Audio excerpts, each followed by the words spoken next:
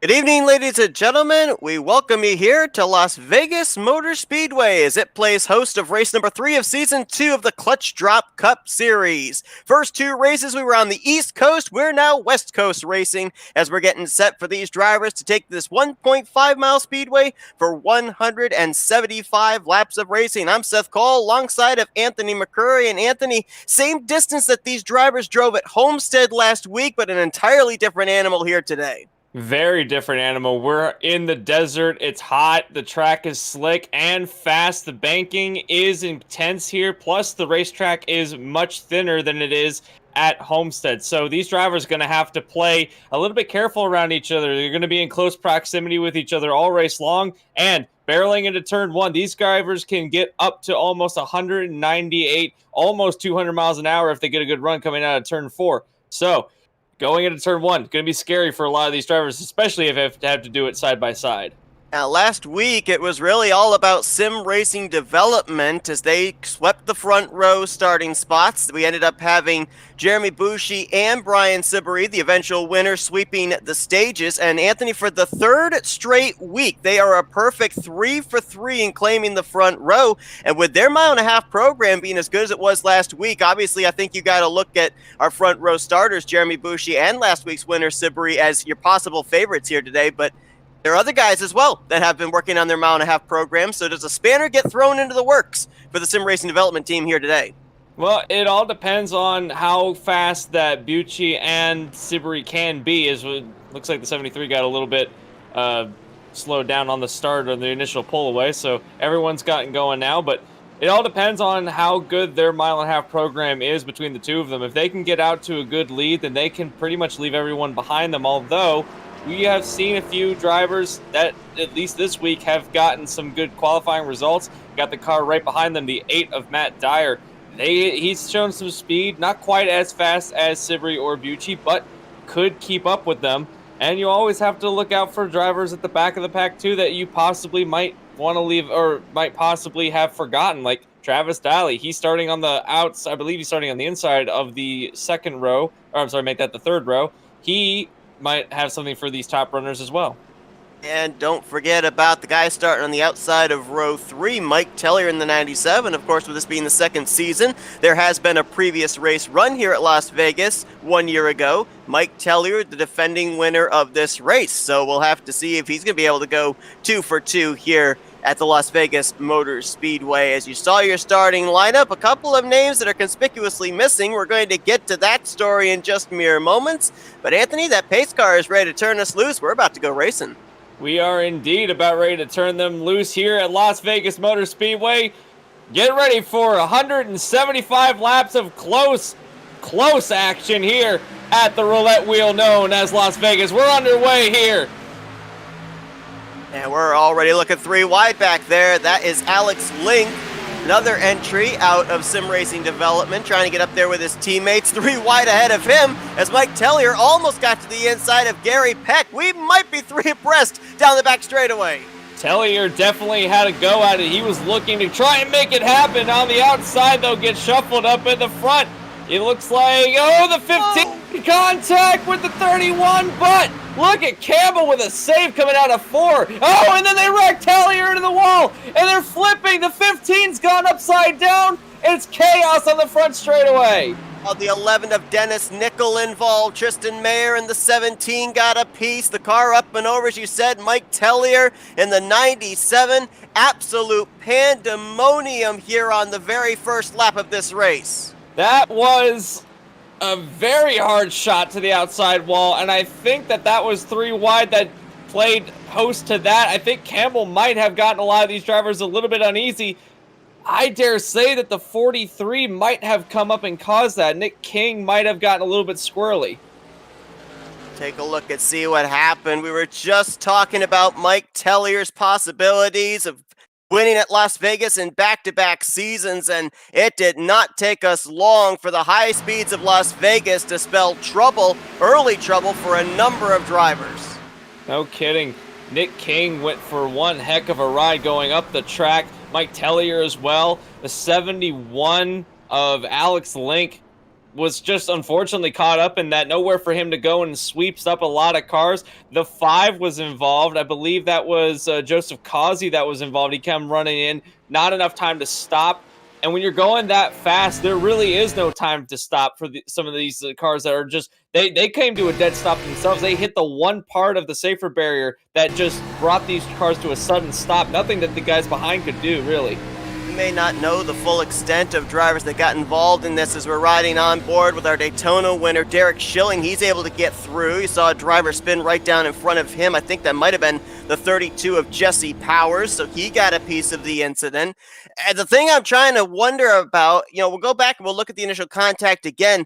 I wonder if this was in relation to reacting when Gerald Campbell got down the apron off of turn 4, drivers trying to give him a lane up, but then you had them 3 wide coming off of turn 4, and there just wasn't enough room to be able to give to the drivers around you, while at the same time allowing Campbell the opportunity to gather his race car back up. Yeah, I think Nick King had a run, and he was trying to take it somewhere, and he just ran out of space, and then he kind of went up the track, but unfortunately Tellier was right there and just caught up Alex Lincoln, sent them, all 3 of them, into the outside wall.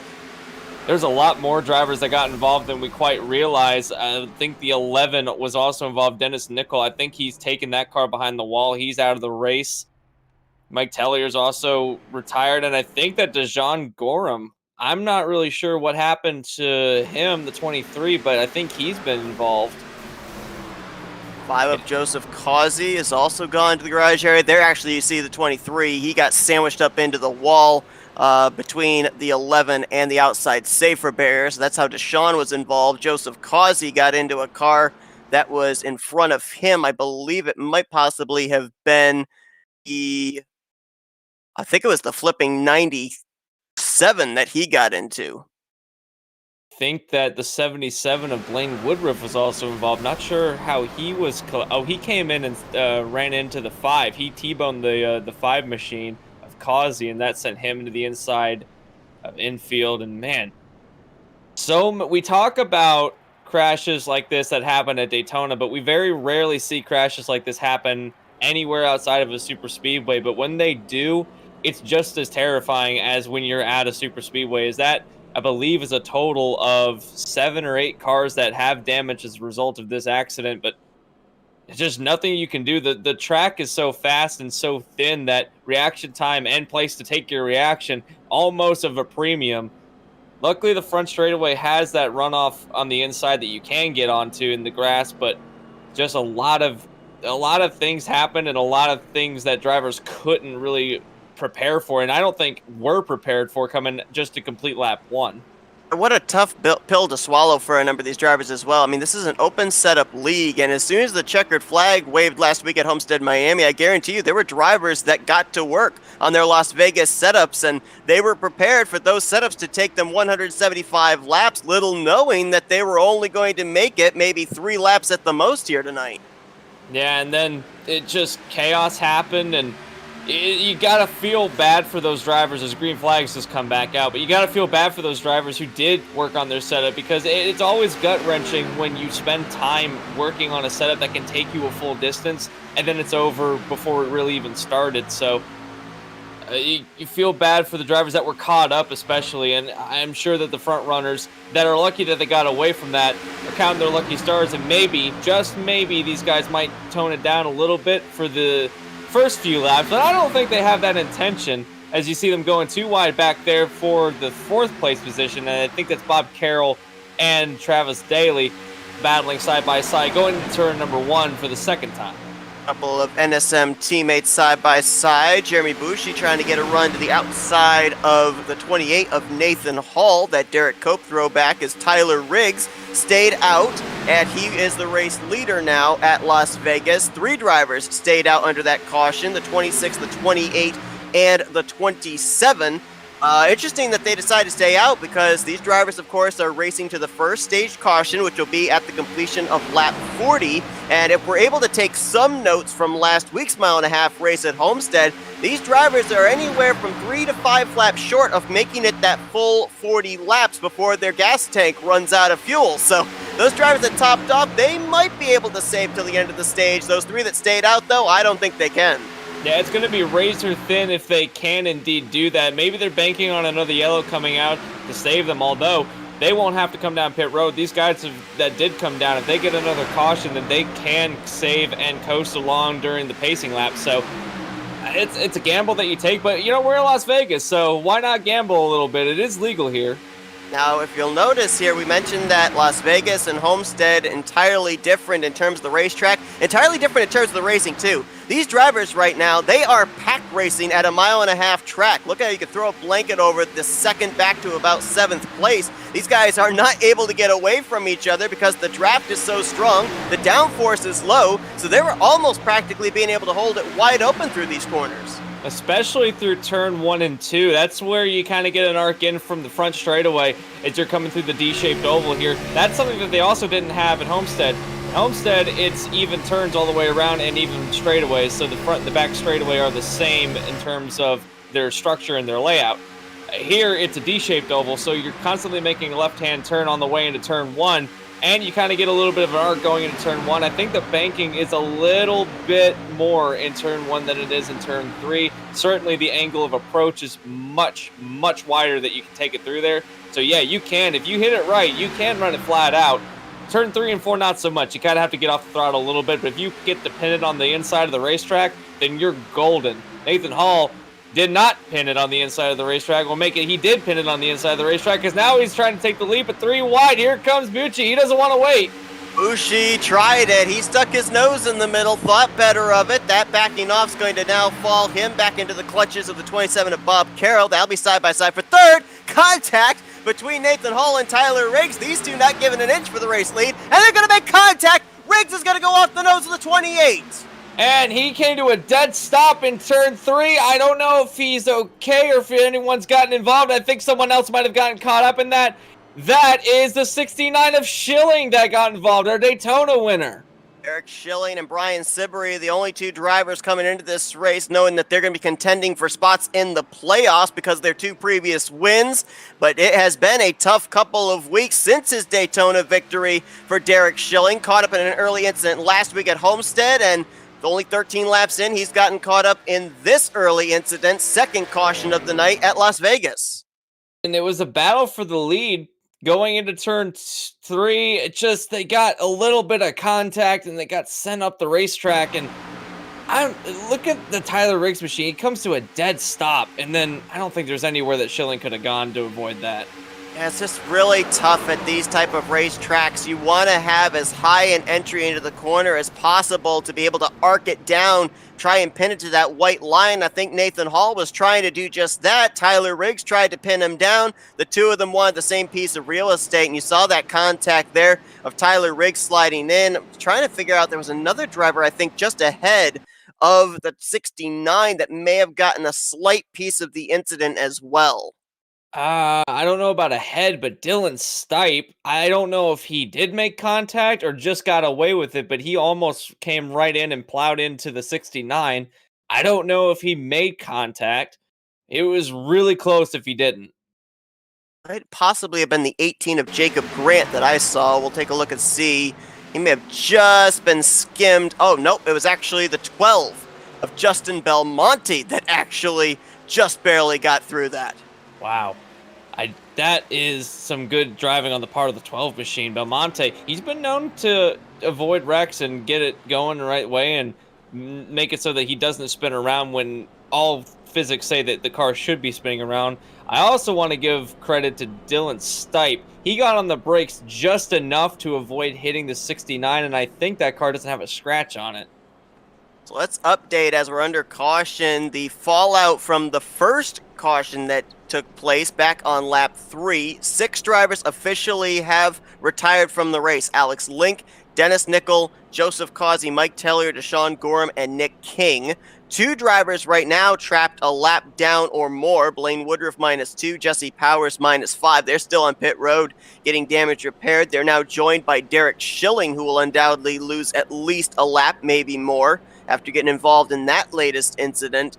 And the person that's going to hit the most in points in terms of the DNF is going to be Mike Tellier. Came into this race top 10 in points, 7th in the standings, and I don't know what it is, but last year he ended up winning 3 of the first, I believe it was 7 races on the season. Las Vegas was one of those 3 victories. Once they got to the playoffs, it just seemed like the 97 was struggling a lot. Well, actually, he was in the 3 last season. Then he comes over this season, kind of thought maybe he'd turn over a new leaf, but the bad luck is starting to hit that 97 car all over again. Now, this is a contrast to what we saw last season. So if you're Mike Tellier, you're hoping that maybe your luck turns around at the halfway point through the season, because like you said, last season it was the exact opposite of what we're seeing here. He had good luck in the first part of the season getting those wins. Then it kind of tapered off at the end of the season where it really counted. So again, if Tellier is looking for a season turnaround, then he's hoping that it comes sometime later on in the season. Maybe hopes that it will be just like last season, except in reverse, is kind of what's on the mind of the 97 crew. If he gets a win and gets himself into the playoffs, he's got the car to do it. Certainly he has the car and the hardware to get himself into the playoffs. He just needs to avoid some of these crashes. And you know, it really does hurt a driver's psyche when you get involved in crashes or stuff happens during a race that's out of your control, and it just makes you feel like that there's nothing you can do, and you just have to get going and run around the track knowing that if you can stay out of trouble, put your car in a position where you can win a race, then your entire season changes. So if that 97 can get a win, then I would be expecting him to maybe not only get through the playoffs on a high note, he might have a chance of taking the whole thing and winning the championship. Keep an eye on Jacob Grant, 16 laps in. He's worked his way from 23rd starting spot, now up inside of the top 5. He'll restart in the 5th position, and Grant coming off a top 3 finish last week. 3rd place at Homestead Miami Speedway, jumped up 20 spots in the standings, now to 9th in points. So definitely has been able to cut his way through the field early on, albeit through some pit strategy, but certainly has a fast machine to be able to pick up as many spots as he has.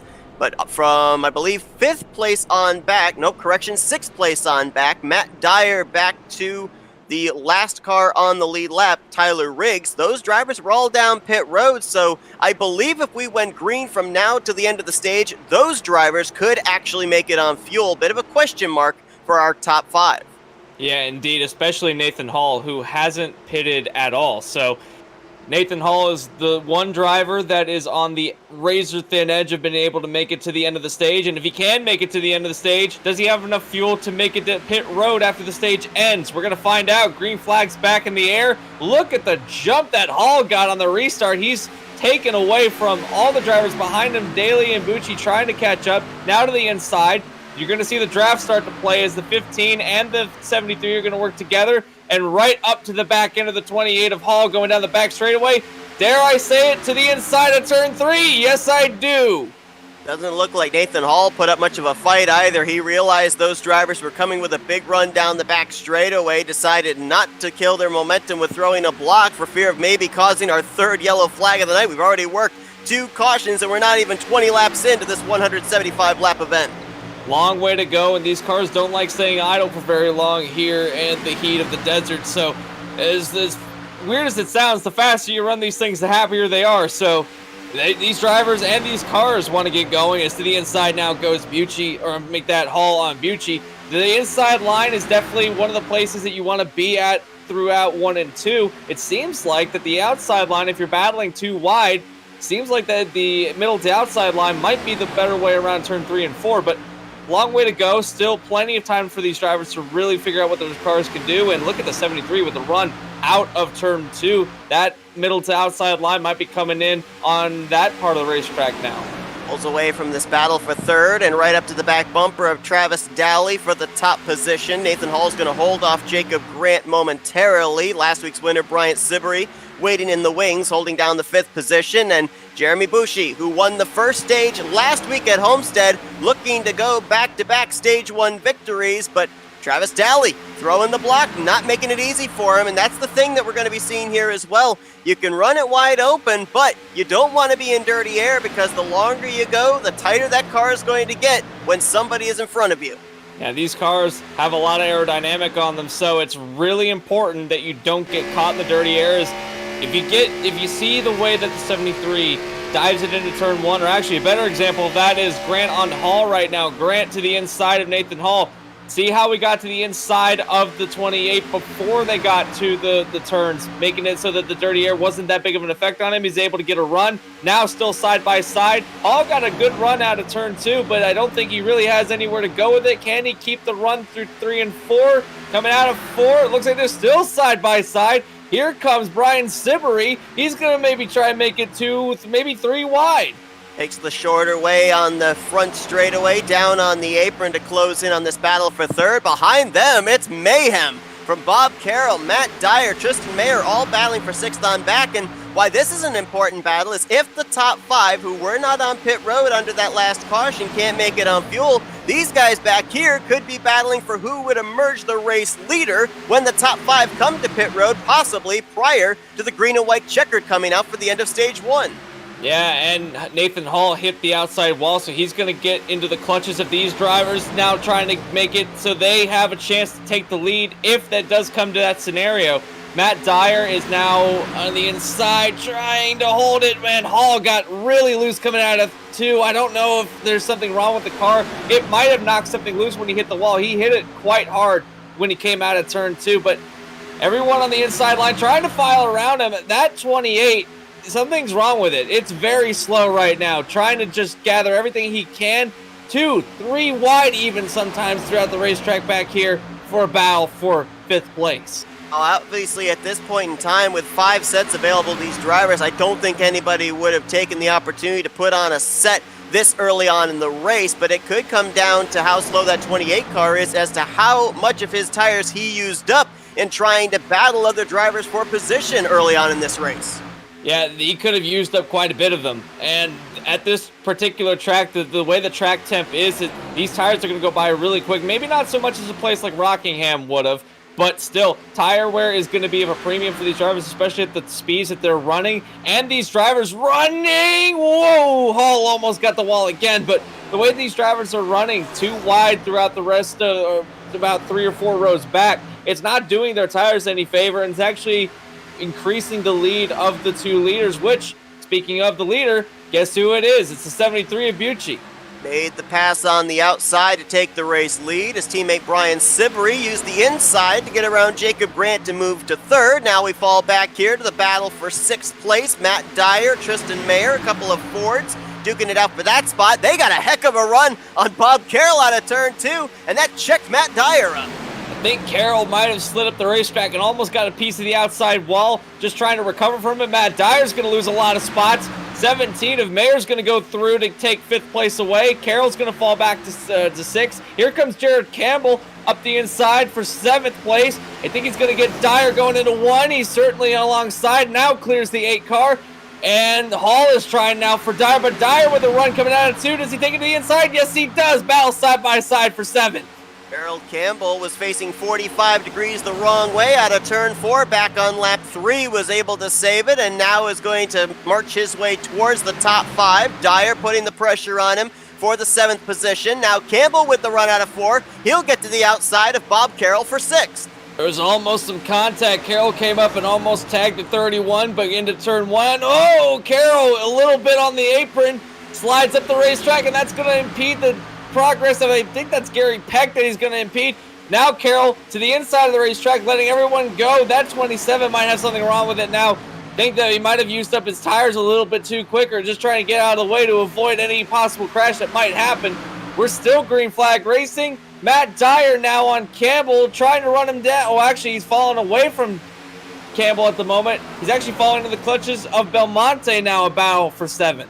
Gary Peck there, as well as Brandon King. And then you've got the 29, the Kevin Harvick throwback with Justin Durand following in tow. That right now, the battle 7th back through 11th. And different tracks we go to have different words that we say repeatedly. I think the word we're going to be saying here tonight over and over is momentum, because if a driver loses momentum, they split you 3 wide. You fall several positions here at Las Vegas with this aero package. It's almost like watching a super speedway race, the way that they're racing around here, and I don't think that we were quite prepared, at least I wasn't quite prepared for the kind of race that we're seeing right now. It's almost like Talladega, where you get shuffled out of line, and then that famous adage that if you don't have any friends, you're not going forward, and we've seen it several times so far. So in this race, we saw it with Matt Dyer. We've seen it now with Nathan Hall. He's fallen all the way back to 13th. He was up at the front leading the race at one point in time. He's a little bit short on fuel, though. He might be trying to make it to the end of the stage at this point. So not really sure what the issue on the 28's part is. Maybe, like I said, just trying to get to the end, but got guys up front who are certainly putting the pedal down, and that is the 73 of Bucci. He's pulled out to about a 2.2 second, about a 1.2 second lead rather on Travis Daly, but Siberry's catching up to him.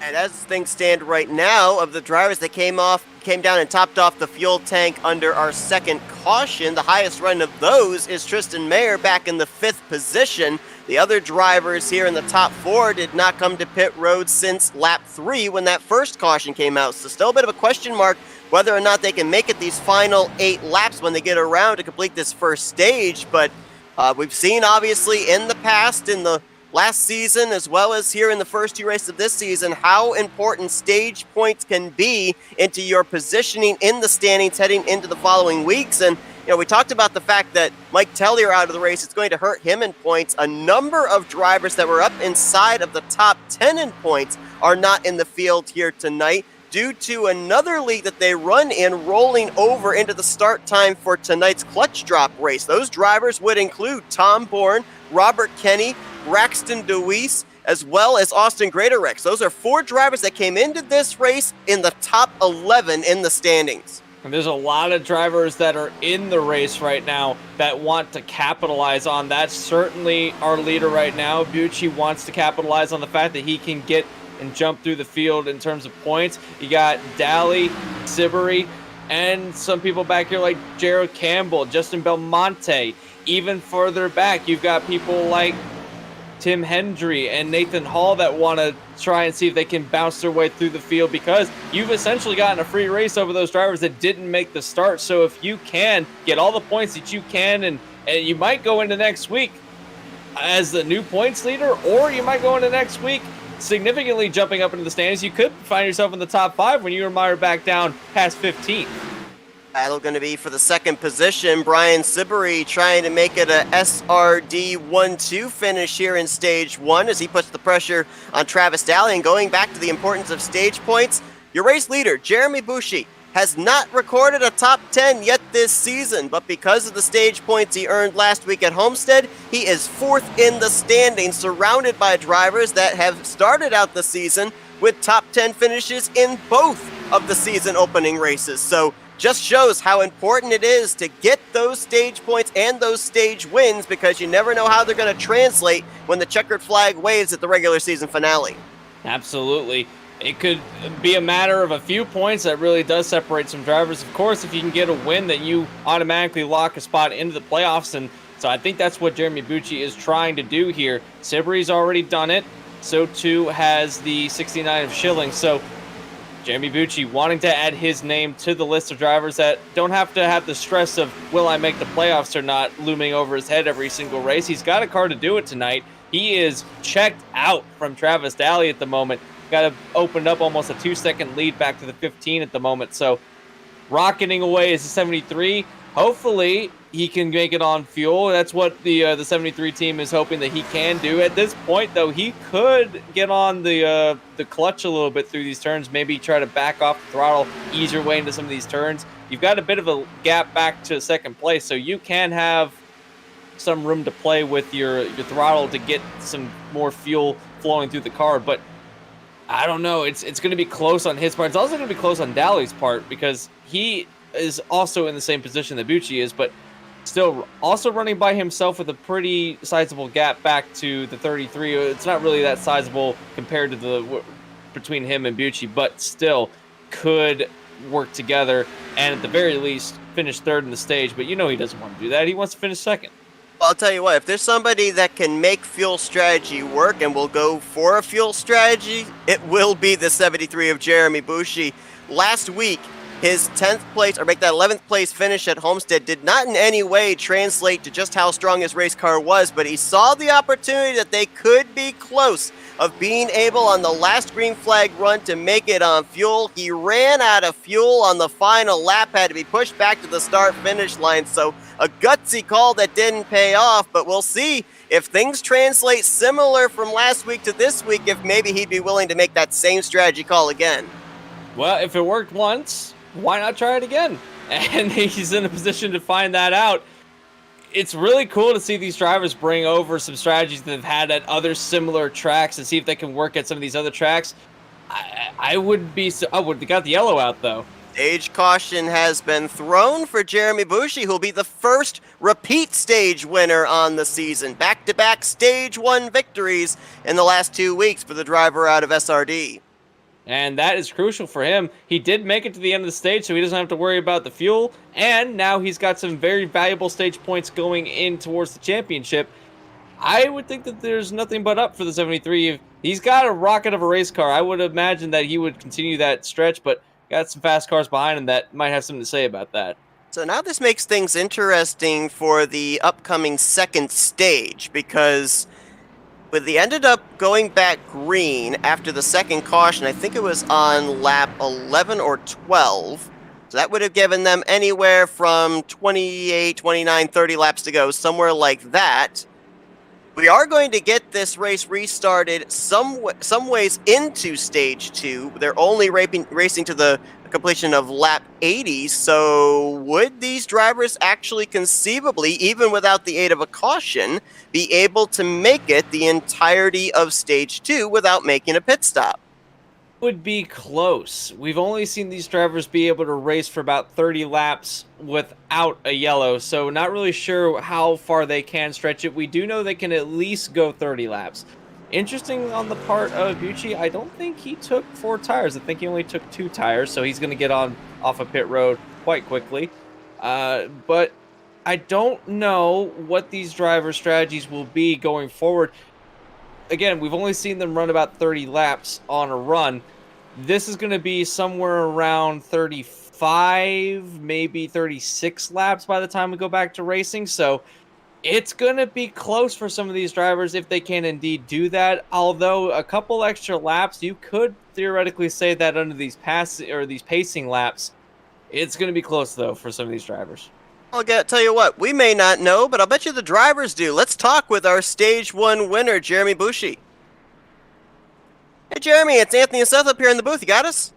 Yeah, I got you. Well, man, congratulations, first of all, on your Stage 1 victory. Back-to-back weeks, you've won the first stage, and you finished well in Stage 2, so what are your plans? I'm doing something weird. No tires here.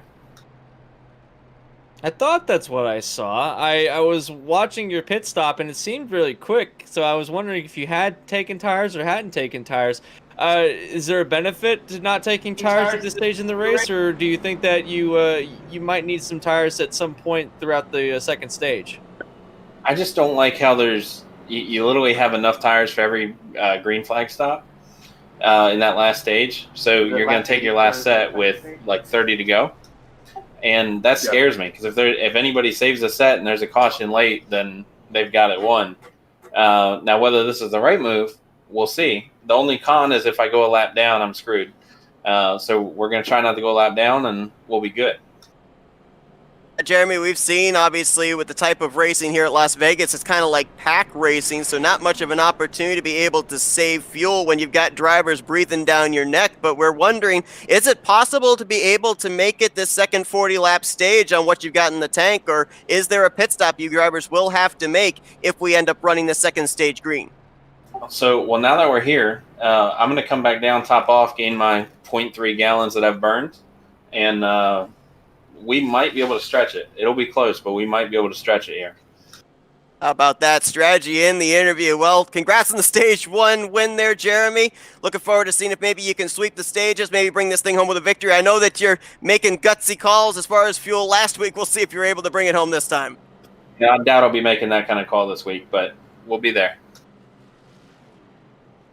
Jeremy ended up finishing second in the second stage last week at Homestead, Miami, to his teammate Brian Siberry. And I mean, how about that call there? He ended up burning off, what do you say, 0.3 gallons of fuel, comes down and replenishes it here to see if maybe, just maybe, he can stretch it the entirety of the second stage. And that might actually put him closer to being able to take it. He's also taking tires now as well, so I don't know if that was an audible on the part of strategy where when we mentioned it, he thought about it or not, but there is something in the works in the 73 camp. Not sure if maybe his chief might have called him down or what have you, but something is definitely brewing in the 73 camp. Like he said, he might be able to stretch it at this point now that he's got that extra little bit of fuel left, and he's been able to really coast during these pacing laps, really been able to get the full amount of distance that you can get on these cars. So it might be at the end of this stage, we might see him being the only one running around the racetrack on the lead lap. You never know. We'll have to wait and see as Travis Daly, who's led earlier on tonight already, is going to lead him back to green over Tristan Mayer, Gerald Campbell, Justin Belmonte, and Jacob Grant's going to be the top 5 as stage 2 here at Las Vegas is underway. And a big jump from Travis Daly, although we have seen those big jumps not really pay off dividends given the fact that the draft is very important here. Down to the inside, Campbell has jumped up to second place after the exchange on pit road. He's now going to try and go for the lead, possibly down the back straightaway. Daly doing a good bit of mirror driving down the back straightaway. He's going to have the inside going through turn 3. On the outside, here comes Grant with a huge run on the outside. He's going to get around Campbell and clear Campbell by a couple car lengths. Jacob Grant, who led 30 laps last week at Homestead, is yet to lead a lap here today, and he may be en route to doing just that. Runs the middle groove through 1 and 2, tries to see if that'll translate to a run out of 2 and down the back straightaway as he's trying to close between himself and Daly for the race lead. He has stayed with them at the very least going through turn 3. Down to the inside, arcing it way down to the inside, lower than Daly. Can he get a run out? He does have a bit of a run, but looks like Daly's going to go to the inside and try to break the draft. Look who's found himself into the 3rd place position. That's going to be Brandon King in the 89. Get a good run around Campbell. Now sets his sights on Jacob Grant, and Grant sets his sights on Travis Daly. These top 3 can put a blanket over them going into turn 3. Brandon King trying to see if he can pick up NSM Photo's 2nd win on the season. His teammate Derek Schilling did it 2 weeks ago at Daytona. Got to the left rear of Grant for the brief moment, but then had to check up and give the position back as Grant sets his sights for the race lead. Nose to tail, top 3 drivers. Then you've got a 4-way battle between Campbell, Mayer, Belmonte, and Peck from 4th place on back. And that battle is heating up between the 4 of them as they're still side by side for what would be the 5th place position. Mayer on the inside, and make that Mayer on the inside and Belmonte on the outside. Oh, a bit of a run that Belmonte had to back off from. Tristan Mayer's going to get the inside advantage on Campbell. Up at the front, it's going to be a battle between Daly and Grant. Daly is trying to get his position back, but Grant has said, no thank you, I'll take it. And look at the run that Brandon King was able to get when the 18 and 15 were stuck side by side. We're going 3 wide into turn 3 for the race lead. A perfect 3-wide formation at that. Look at the way that these drivers are running. Oh, be careful. They're bouncing off of each other down the front straightaway. At the line, I think it was Grant in the middle. Oh, contact! Oh, no! Brandon King, I think he saved it. He did, but he's going to bring it down, and he did save it. That is a heck of a save. Never even went up on the right side of that white line. Usually a driver trying to gather it up will come back on the racing surface. That was a tremendous show of drivemanship there. Wow, that was incredible. Good on him for making that save. That car might not be as damaged as we think it is too, because he's gotten right back up to speed. So, man, give the Good Hands Award to Brandon King. No one's going to have a better save than that tonight. good news is his car's still in one piece and he didn't collect anybody up in an incident in the entry to turn one. The bad news is he did sustain a little bit of right front damage, which could hurt him aerodynamically. You talked about that. It's almost like watching super speedway racing, and you want that car to be absolutely picture perfect for the best aerodynamic run down these straightaways. The second thing that it hurts him with was it was a battle at the time for the race lead. That contact and that save drops him outside of the top 10, potentially out of stage points. And that is crucial for him. If he can get back up, he's still within the distance of Dylan Stipe, so he's still got some draft that he can pull off of. In fact, he's already pulled up to the back end of Stipe now, which is in a very wounded race car. It's also going around Brian Sibley. No, we got a wreck! Tristan Mayer has spun off of turn 4 with Campbell. Another driver was spinning as well. I believe it's the 27 of Bob Carroll. And they're on the infield grass, trying to bring it back up onto the racetrack. I think they're the only two maybe involved in that one, Campbell. And I'm not sure. There's a lot of damage on the front end of 31. 27 of Carroll is on pit road, and that was a battle, I believe, at the time for the fourth position, third or fourth position. It was inside the top 5, and it went horribly wrong for 3 drivers in particular. Indeed it did. The 17 got clipped by the 27, and they tried to slow it down enough time to get straight, but not quite enough, as Jared Campbell gets the quite a bit of front end damage off of that machine. And for the most part, a pretty tame spin on the part of all 3 of these drivers, although Carroll sent himself down shooting down pit road. Did manage to keep it off the pit wall though, so no harm, no foul there, but just a lazy spin for a lot of these drivers. Yeah, take a look here at the 27 of Bob Carroll, an unexpected trip to pit road as the car gets punted from behind by Gerald Campbell, wipes out the commitment cone, but he then brings the thing down to pit road speed, pulls into his pit stall, and gets a little bit of service done. Now, obviously, he's probably going to get hit with a penalty of either unsafe pit entry or too fast on pit road, but interesting heads-up driving there, realizing that he was able to get the thing slowed down before he got to his pit stall. Took a little bit of service while he was there. Might as well. You're down there anyway. And that's a testament to the crew always being ready for anything. And again, the penalty might hurt, but still, he can make it to the end of the race, or at least to the end of the stage now on fuel. That much we do know. This caution is going to help a couple of drivers. This will put Nathan Hall back on the lead lap. He'll be the recipient of the lucky dog. Tyler Riggs was actually the lucky dog under the stage 1 caution, so he's back in the lead lap as well. And this will also give the opportunity, should he so choose, for the 89 of Brandon King to come down under caution, get that right front damage repaired. And that is going to be the difference maker between having to make that under green versus under yellow. He's not going to lose a lap at this point now, so blessing in disguise for King, but he wants to be right up there battling for the lead of the race. He might get himself back within stage points, although he hasn't elected to come down pit road yet. Not sure why. May feel that damage hasn't really affected him that much. He got the opportunity to run another 5 laps or so before that caution came out to see how his car handled, so maybe it's not affected that badly. Doesn't want to give up any track position to come to pit lane. As a matter of fact, with some drivers that just came down ahead of him, he's going to be restarting, looks like, in the 10th position.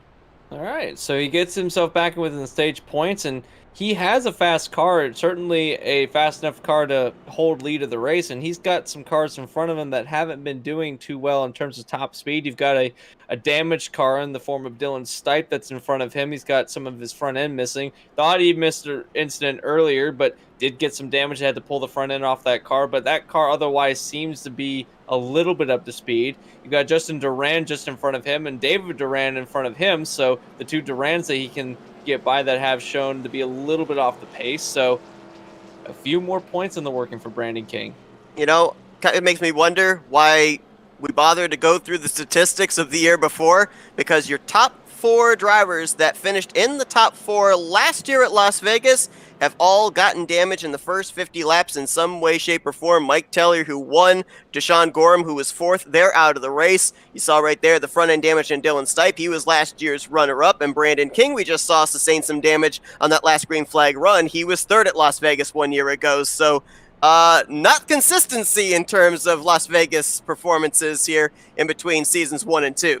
Oh, how different a year makes, and the roulette wheel known as Las Vegas Motor Speedway has definitely played a factor into this race. It always seems to be at Las Vegas. You can run through statistics all you want to, but at the end of the day, this track will have its way no matter what, and a couple bad bounces on the roulette wheel has sent those drivers that had past success falling back outside of the top 10 for the most part. But still, the race has got a long way to go. Still plenty of time to make up some positions for some of the drivers that are still running. Anyway, Brandon King still running on the racetrack, so he has some opportunity to make up some ground. Tellier, not so much, as the former winner, last year's winner, has fallen out of the race in 24th. But we're going to line them up, Seth. We got Travis Daly, Gary Peck, Justin Belmonte, and Brian Siberry being your top 4. Travis Daly had a great stage 1, trying to see if he can get his first stage win of the season here in stage 2. 1 year ago here at Las Vegas, finished 2 laps down in the 10th position, never led a lap. It's an entirely different story here in the second season as he'll lead his teammates Gary Peck and Justin Belmonte down to the green. They, along with Brian Siberry, have not pitted since the stage caution. We'll see if they can make it to the conclusion of stage 2 as Daly gets us back underway. Caught everyone by surprise. He's going to have at least 3 car lengths by the time they get to turn 1. That was a beautiful launch on the part of Daly, and now everyone's going to have to play catch-up, although we've seen that train of cars come in very quickly on restarts. It's already starting to happen as Belmonte is going to have a run coming out of 2, catching up to the back end of the 15 at the very least. The inside, though, is going to be Brian Siberry trying to make a pass on Belmonte. He's got a run. Look at the whale of a run that 33 on the inside's got. He might have him cleared on the outside, not quite going down the front straightaway. Now Siberry is clear of Belmonte, sets his sights on the leader, Daly. We've also got Campbell coming in on the inside line to put Belmonte down to 4th. Campbell's going to, at least for the moment, edge into the podium by half a car length off of 2. Outside line comes back to him, though, with Belmonte. He's got Gary Peck offering the drafting help. Now Peck's going to jump down to the inside in front of the 73 of Jeremy Bushi. And at the front of the field, Siberry has caught Daly trying to get around for the lead. Has fallen back to about half a car length back. He's going to have a run into 1. Can he hold it on the inside? Looks like Daly's going to have the better run through, but can Siberry get a run out as their 2-wide battle for 3rd place continues? Throw Gary Peck in the mix as well. Almost close contact for 3rd place between Campbell and Belmonte. Look at Bushi. He's going to stick his nose down there 3 wide. Couldn't make the move as he got chopped off by Gerald Campbell. Gutsy move there by our stage 1 winner.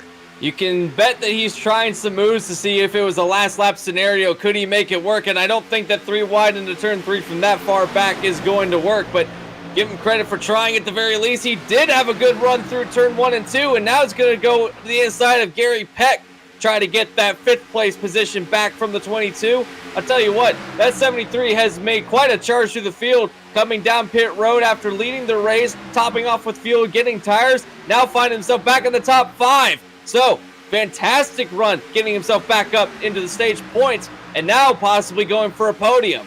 19 laps ago, Jeremy Bushi became the first multi-stage winner on the season for Season 2. He's trying to become the first driver to sweep both stages in a single race this year after he took the Stage 1 checkers. It's interesting, too, because when he won Stage 1 last week at Homestead, it was Brian Siberry that won Stage 2. Siberry's less than 1/10 of a second off the back bumper of Daly, trying to make it back-to-back weeks that he finishes first in Stage 2 behind Bushi's Stage 1 victory.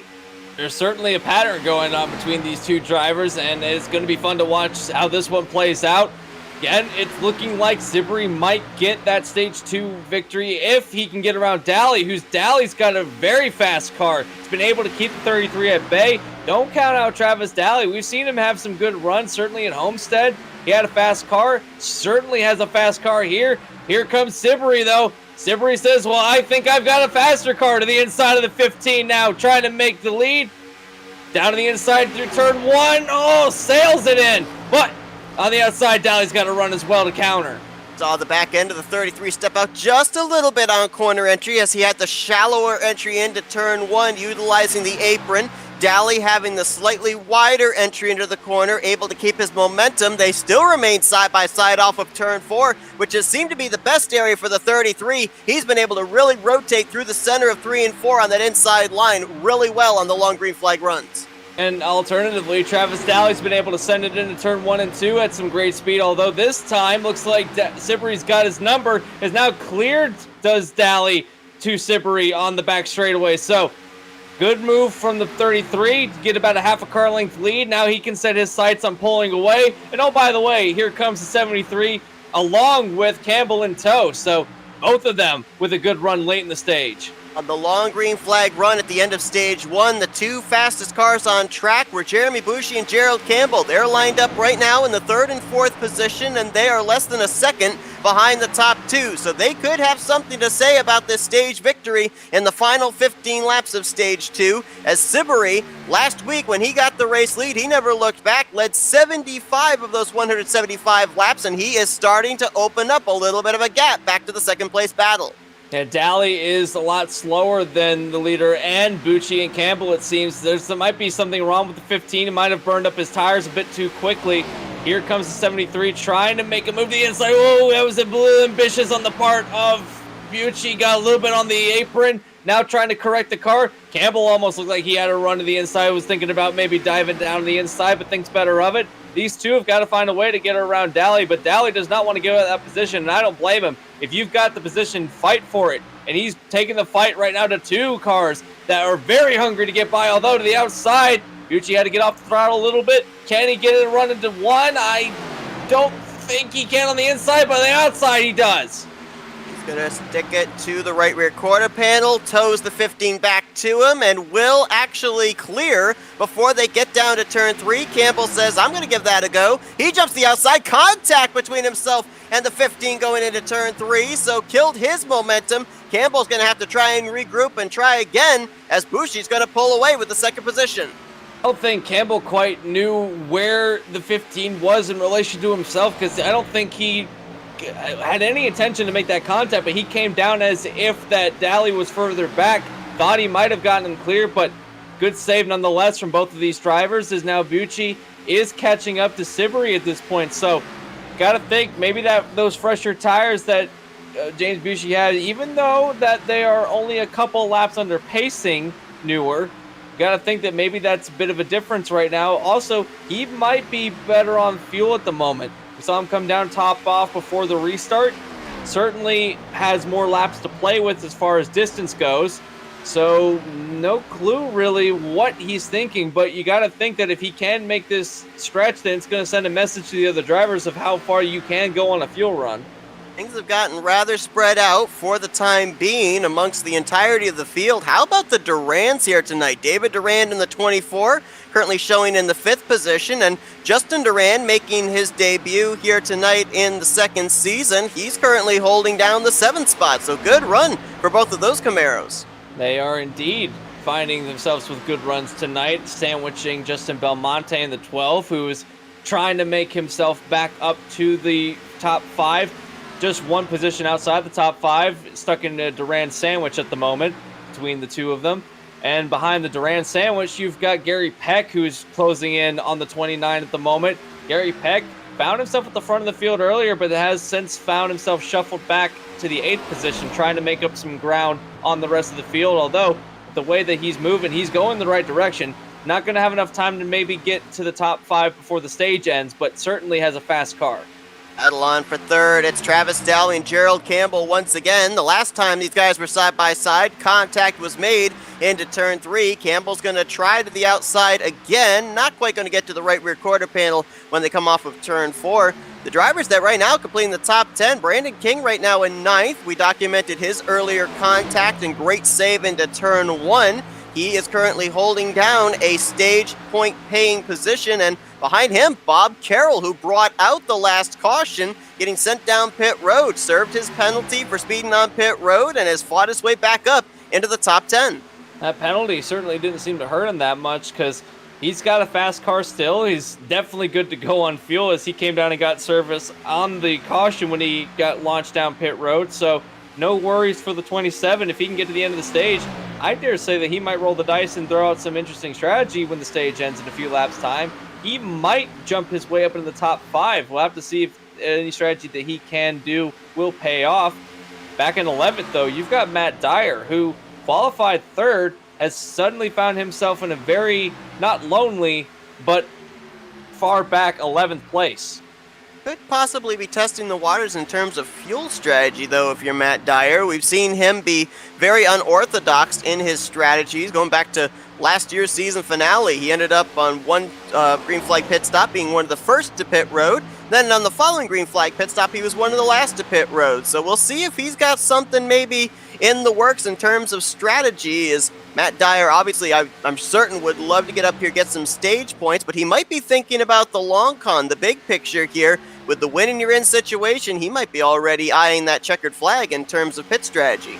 Indeed so, winning you're in, so you've got a strategy that you think can win the race, then go ahead and try it. You might not get some stage points, and if you sacrifice some stage points for a guaranteed spot in the playoff, then I think everything trades off at that point. Although one driver to the inside of him, who is just trying to crawl his way back up inside of the top 10, that's Tristan Mayer, who's found himself in a bit of woe in this race.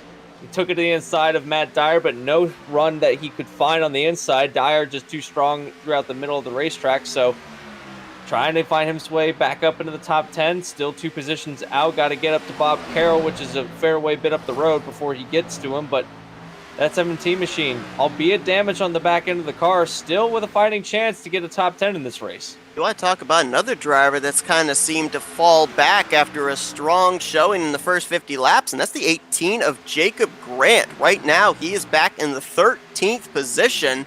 He got stage points in stage 1 right now with 4 laps to go in stage 2. Actually make that now 3 laps to go in stage 2. It's not looking like he's going to be getting any stage points here. No, not at all. And if you're someone like Jacob Grant, who had a fast car earlier in the race and is just trying to find your way back to the front, as a lot of these drivers back here are trying to do that, not getting stage points is just kind of a kick in the shin to an already bad race. And these other drivers back here that are in similar positions, you've got Dylan Stipe, who we thought didn't have damage, did in fact have quite a bit of front-end damage after an incident earlier on in the race, so didn't quite get on the brakes as hard as I thought he did, but still soldiering on in the 14th spot. So not all is not lost, still running on the lead lap, and a fair way bit up the road from Tyler Riggs, who is moments away from, I shouldn't say moments away from being lapped because the stage is almost over, but in a battle with Tim Hendry, who's had a woeful race as well. Well, right now, the guy that's hoping that Riggs and Hendry can stay on the lead lap is Nathan Hall, because this stage caution would put him back on the lead lap with the lucky dog, as Brian Siberry is about to come around, see the proverbial white flag, if you will, here for this second stage. And it's interesting because Lightning, up to this point, looks like it might be striking twice, with Jeremy Bushing winning stage 1, Brian Siberry winning stage 2. They did this exact same thing last week at Homestead Miami Speedway, but I kind of have the feeling that we may not exactly have the same result in the third and final stage that we did last week. Now, you got a lot of hungry drivers that have some fast cars that might be able to take it to Siberry and Bushi. You've got Travis Daly. He's got a fast car if he can put together a good run. Jared Campbell certainly has a car that could do it. And you've got David Duran, who just found himself in the top 5. So I wouldn't count out the Duran, the 24 machine either, but out of turn 4, could coast all the way to the line if he wanted to, and it looks like he might have been. Brian Siberry going to take stage 2. Yeah, we got some battles coming to this caution. Campbell just got around Travis Daly. Duran just got around Belmonte, so they'll finish 3rd and 5th. And it's like it will be the 27 of Bob Carroll, just over Tristan Mayer, that will get the final stage point here in stage 2. But last week when he won stage 2, Brian Siberry went on to win the race. We'll see if he's going to be able to do that here, as it's 1-2 finish for Siberry and Bushi, same as it was in stage 2 last week also.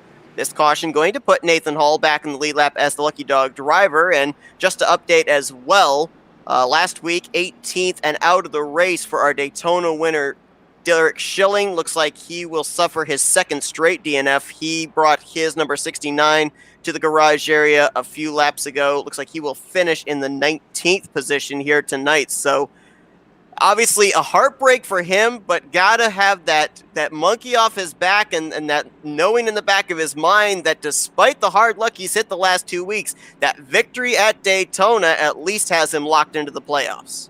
Really does lift a weight off your chest, knowing that even if you have a DNF, it's not going to matter too much going into the playoffs. It might hurt your seeding in the playoffs, but you're going to be in it nonetheless. He will going through the rest of the season will have that knowledge, and I'm sure that no driver ever wants a DNF from a race. You want to win as many races as possible. You want to finish as many races as possible, and right now, Eric Schilling probably sitting in his camper right now just thinking of what could have happened, but head up, you got next week, so there's always next week, and I'm sure that he's already planning and getting prepared for next week's race. But off of pit road, Brian Sibrey and Jeremy Bushy still in first and second, and Jared Campbell is going to make up the top 3, so pretty much as they came down is how they're going to come off of pit road. Let's see if we can go down, get a word with our Stage 2 winner, Brian Sibrey. Hey, Brian, it's Anthony and Seth up here in the FRM booth. You got us? Yeah, how's it going, guys? Well, man, I'm telling you what, I'm seeing so many similarities between this week and last week. You had Bushi win Stage 1, you win Stage 2. Are we going to see history repeat itself? Can you go back-to-back here tonight? Yeah, I hate to see everybody get wrecked up in those first couple cautions because then you really don't know, who has what. I know there's a lot of damage behind us. I feel bad for all those that got involved, but yeah, I mean, I think I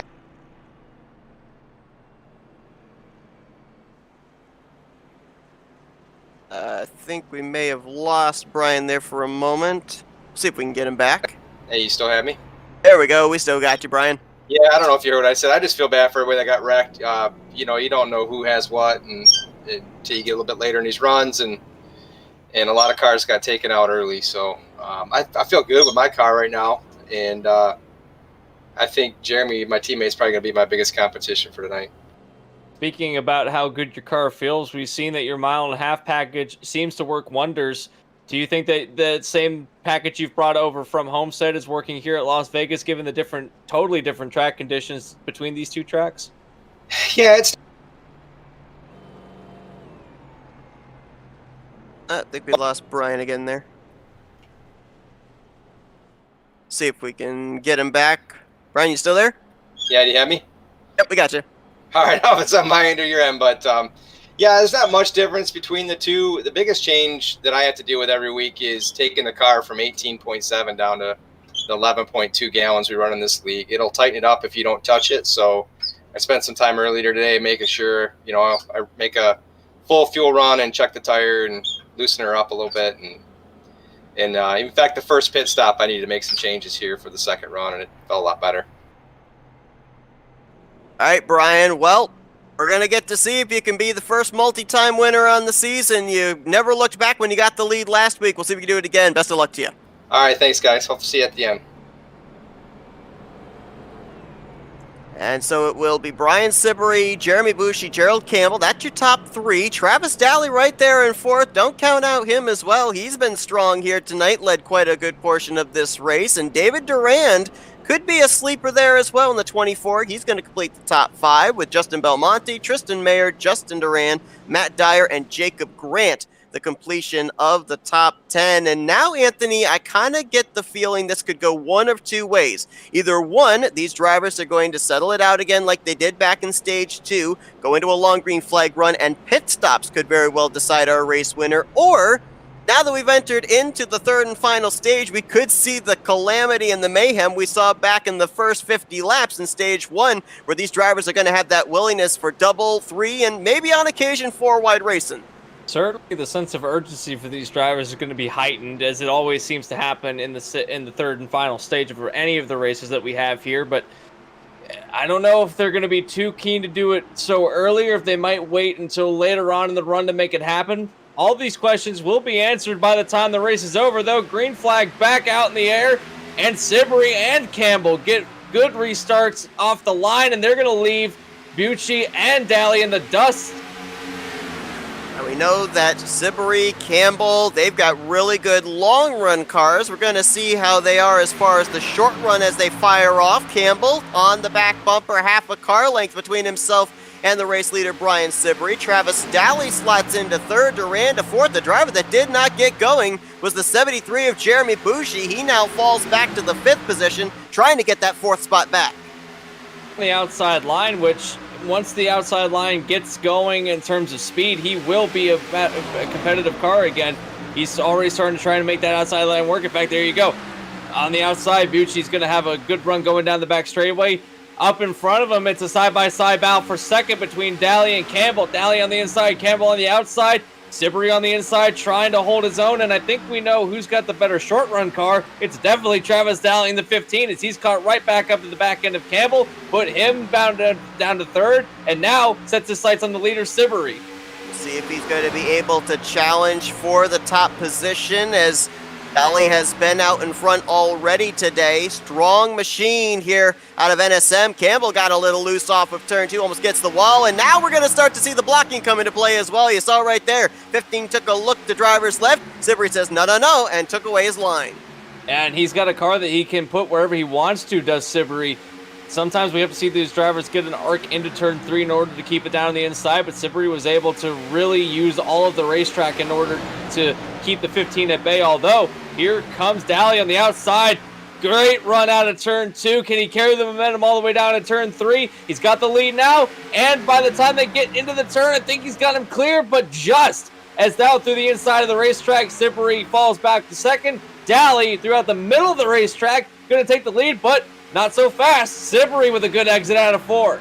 Power move on the outside there for Travis Daly, and yes, it is the longer way around the racetrack, but you don't yank on the wheel to the left nearly as hard. It's more of a straightaway momentum that you get on that top side, and that's why Travis Daly was able to swing around Brian Siberry and take the top position. Now, we were looking back there momentarily at the 24 of David Durand. I believe he may have gotten up and into the wall, saw some right side damage on his Liberty University Chevrolet. That's a guy that was up inside the top 5 and has now fallen back to 10th.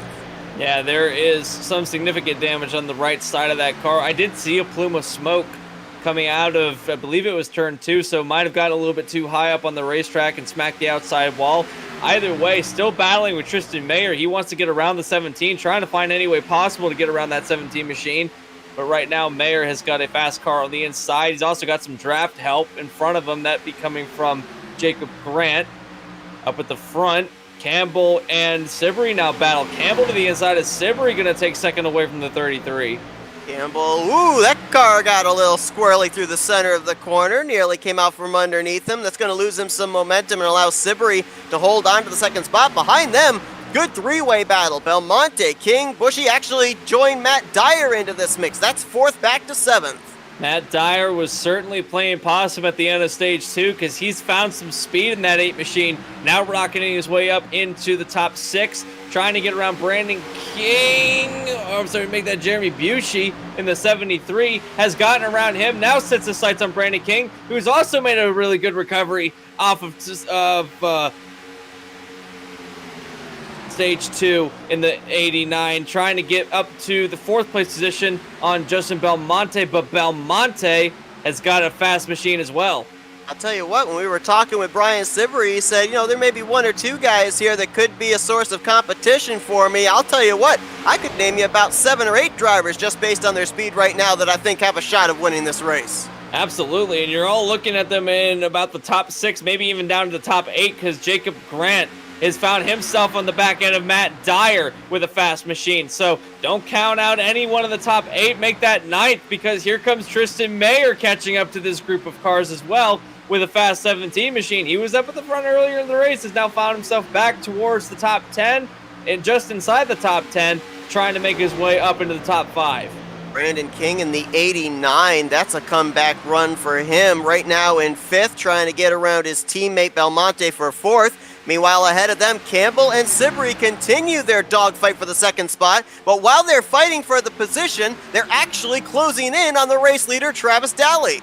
I think Daly's used up a lot of his stuff earlier on in the run. Definitely not set up for a long run. You can tell that Campbell and Siberry were set up for a long run, because here they come. Even though that they're side by side, do they split him 3 wide if they get the opportunity is my question. I wouldn't put it past him, although I think Daly would rather that not be the case, as he's going to stay up to the outside of the racetrack. You got to think that Campbell's getting frustrated, trying to figure out a way to get around. Oh, right on the back end of the 15. Now they're going 3 wide. Oh, almost clipped Daly on the outside. They are going to be 3 wide across the start-finish line. Campbell in the middle, Sibrey to the left, up to the right is Travis Daly. It's actually going to be Sibrey that I think backed out of that situation, leaving the 31 and 15 to battle for the top spot down the back straightaway. It looks like that Daly did get a better run coming out of 4, but Campbell's got a better car going into turn 3 on the inside of the racetrack. Is going to clear the 15 of Daly. Coming out of 4, here comes Sibrey trying to make the same move, although too far back, but Sibrey is saying, well, I'm going to stay here and wait and see what happens, because Daly almost had a run. Gerald Campbell is actually making his first mile-and-a-half start on the season, was not in last week's race at Homestead, Miami. Oh, Travis Daly, I think he did get the wall that time off of turn 2. That'll open up the door for Sibrey, but Campbell, of course, was in the Daytona race, was involved in that incident off of turn 4 that eventually led to Derek Schilling clearing all the mayhem to win that race. Campbell finished top 10 in that event, but because of missing last week, 27th in points. If he were able to win here tonight, talk about another driver that have a load off his shoulders, being able to win his way into the playoffs. Absolutely. The season is still young, so still plenty of time to make up points. But again, if you can clear your conscience before the midway part of the season, then why not do it? He's got a fast car. He can do it.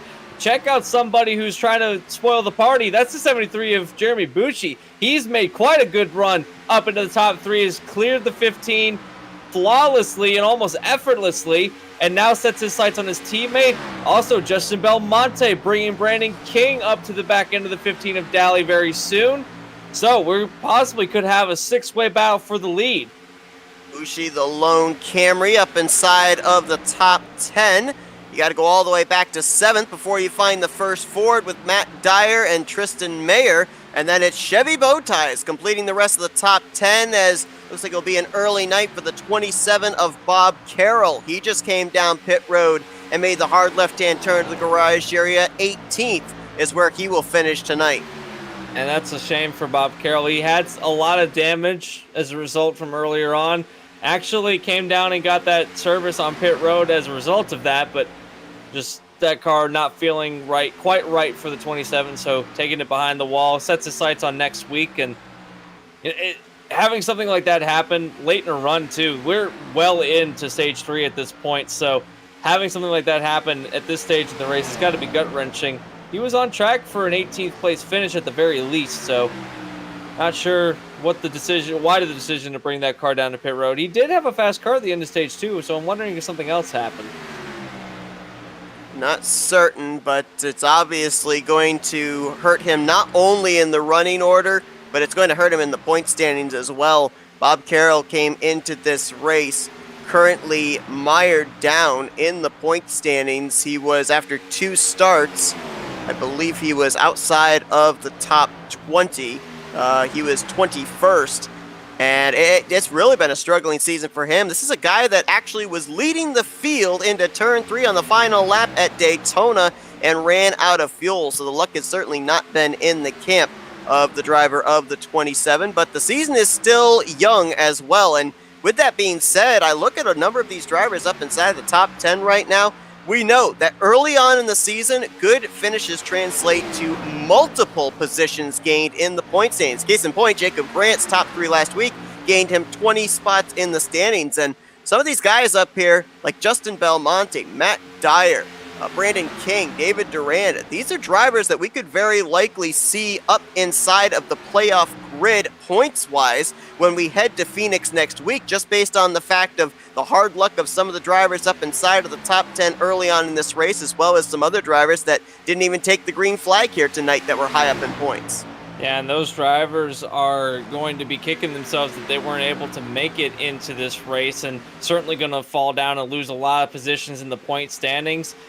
And you gotta think some of those are big names too that we're not seeing in this race, so it's going to be gut-wrenching for those drivers. A lot of the luminary drivers are going to suffer from not making the start of this race, and that team as a whole is going to take a shot here at Las Vegas. And only one of their drivers took the green tonight, Mike Tellier, and he was only able to make it to lap 3, finishing out of the race in the 24th position. And we do have another DNF driver. Was sitting on pit road, trying to see if they could get that car repaired enough to get him back out there, pick up a few spots, but Jesse Powers will officially now finish in the 20th position. So only 17 cars still running, 16 on the lead lap, and this has been a great battle for the race lead between Campbell and Siberry. They've been side by side for the last 2.5, now 3 laps. Yeah, and they're keeping it clean too, although that side-by-side battling is bringing in the 73 of Jeremy Bucci, who knows that he can get to the lead of the race. Does he take it 3 wide at this stage in the race, though? We've seen 3 wide to be a bit treacherous this earlier on in the race, especially when tires start to wear down. The car gets a lot harder to control through the turns, and it's just, I don't know if he's willing to risk it or if he's willing to just ride around here in second or in third place, just watch these 2 battle side by side and use up their tires. That way that when pit stops come down, he can maybe capitalize on them battling, having them be a little upset trying to get onto pit road. I think that might be the key right there. I think pit road is what he is waiting for his opportunity to pounce, because these top 3 right now hold nearly 3 seconds between themselves and the battle for 4th place with Belmonte, Travis Daly, Brandon King, and others. So why force the issue, run the risk of getting some damage on your race car that could affect your machine for the remaining laps of this race? Just ride, preserve your equipment, and let pit road be where you end up making your move. Yeah, especially if the 2 in front of them are still battling when they're trying to get onto pit road. Could really upset the cars in front of them, and maybe, not really maybe, but definitely make it so that if he can come down pit road by himself, he won't have as much of a struggle, although I don't think he's got any intention of waiting as he's to the inside of Campbell now that Siberry has gotten away from Campbell. Jared Campbell, I'm not really sure if the 31 has used up his stuff or not, but he seemed to fall it off, because now here goes Bucci to the inside. He's got the pass done. Campbell seems a lot slower all of a sudden, and I'm not really sure what to pin it on. Well, his lap times certainly are indicating he may have used up his stuff here. That last time by, he ran a 31.2 to Bucci's 31.0 and Brian Siberry's 30.9. So definitely looks like those good years could be falling off on the 31 machine, but we do know that these drivers are not yet into their fuel window to be able to make it the rest of the way. That won't be for another 26 to 30 laps. Campbell's just going to have to ride around and hope that his tires can make it to the end of this fuel run in relatively one piece and stay competitive with these top 2, because Siberry is on a rocket right now. Last lap put in a 30.8, which is about 0.3 quicker than Jeremy Bucci. So, and that was in a battle. We're going to see what the lap time is like now. 31.0. Bucci had a faster lap that time, a 30.9, so closing in on the 33 is the 73 now. And I think it's just now getting into that little bit of a rhythm where you just find where your car is happy and run it until you get to the next pit stop, which should be pretty soon by my calculations, in about 10 to 15 laps time possibly. Siberry leading 6, make it now 7/10 over Bucci, another 7/10 back to Campbell. Then Justin Belmonte is in 4th position on an island of his own. Then you go back here. This is where the fun is. 5th place on back. Travis Daly, Tristan Mayer, Brandon King mixing it up for the final spot inside the top 5. Yeah, Mayer's going to go to the inside of Daly. Daly definitely had a short run car. He got out to the front and rocketed away and then got caught up by Siberry and Campbell, but has since found himself running in 5th, trying to hold off Mayer and King. Again, Brandon King with a good bounce back from earlier on in the race now finds himself battling for 6th place. With a fast, whoa, I think that Daly might have gotten the wall because he checked up a ton, and now here comes Brandon King to not get, whoa, he's on the apron. He got a little bit sideways trying to pass Mayer. That's one thing I was wondering about. I saw several times when drivers would go down on the apron of the front straightaway, looked like it would upset the car just the least little bit, and it may have really upset the 89 of Brandon King when he went down there. Yeah, that car did not like going to the apron, was almost completely sideways coming out of the tri-oval, so really good on the part of Brandon King to save that 89 machine, but you don't want to be doing too much of that late in the race, especially because your tires will be very unforgiving, and kind of question why you would do such a thing to them. And Right now, he's going to try and gather himself back up. He's lost a position to Gary Peck, who now is trying to set his sights on Mayer and Daly, but as those two continue to battle. But some interesting happenings in the midway part of the field. I don't wonder here, too, as we continue to watch this battle for 5th place between Travis Daly and Tristan Mayer. You talked about how Travis Daly was really good on the short run. And when we spoke with our Stage 1 winner, Jeremy Bushi, he talked about the possibility of saving a set of tires if we got a late race yellow. Well, if you're this 15 car that has really been good on restarts and short runs, do you keep the setup you've got right now, even though it may not be the best on the long run, just in case we end up getting that late race yellow, or do you start making some considerations for some adjustments to maybe get your car put into a long run type setup here for the conclusion of this race? Certainly would benefit to have a bit of a longer run car, but if it does come down to a late race caution and Travis Daly's anywhere close to the lead of the race, I would dare say that he might want to keep his setup because, again, we've seen how well he is on the short run. He can pass cars like no one else in the first opening 5 or 6 laps, and if it does come down to a green-white checkered and you're running in 3rd place, then all of a sudden you're putting yourself in a prime seat to take the lead of the race and then scamper away and get a win. So it really is kind of a double-edged sword for Daly. If it does go into a long green flag run, then I don't know if he can get up to the lead of the race again, given the fact that Sibri, Bucci, and Campbell have such good long-run cars.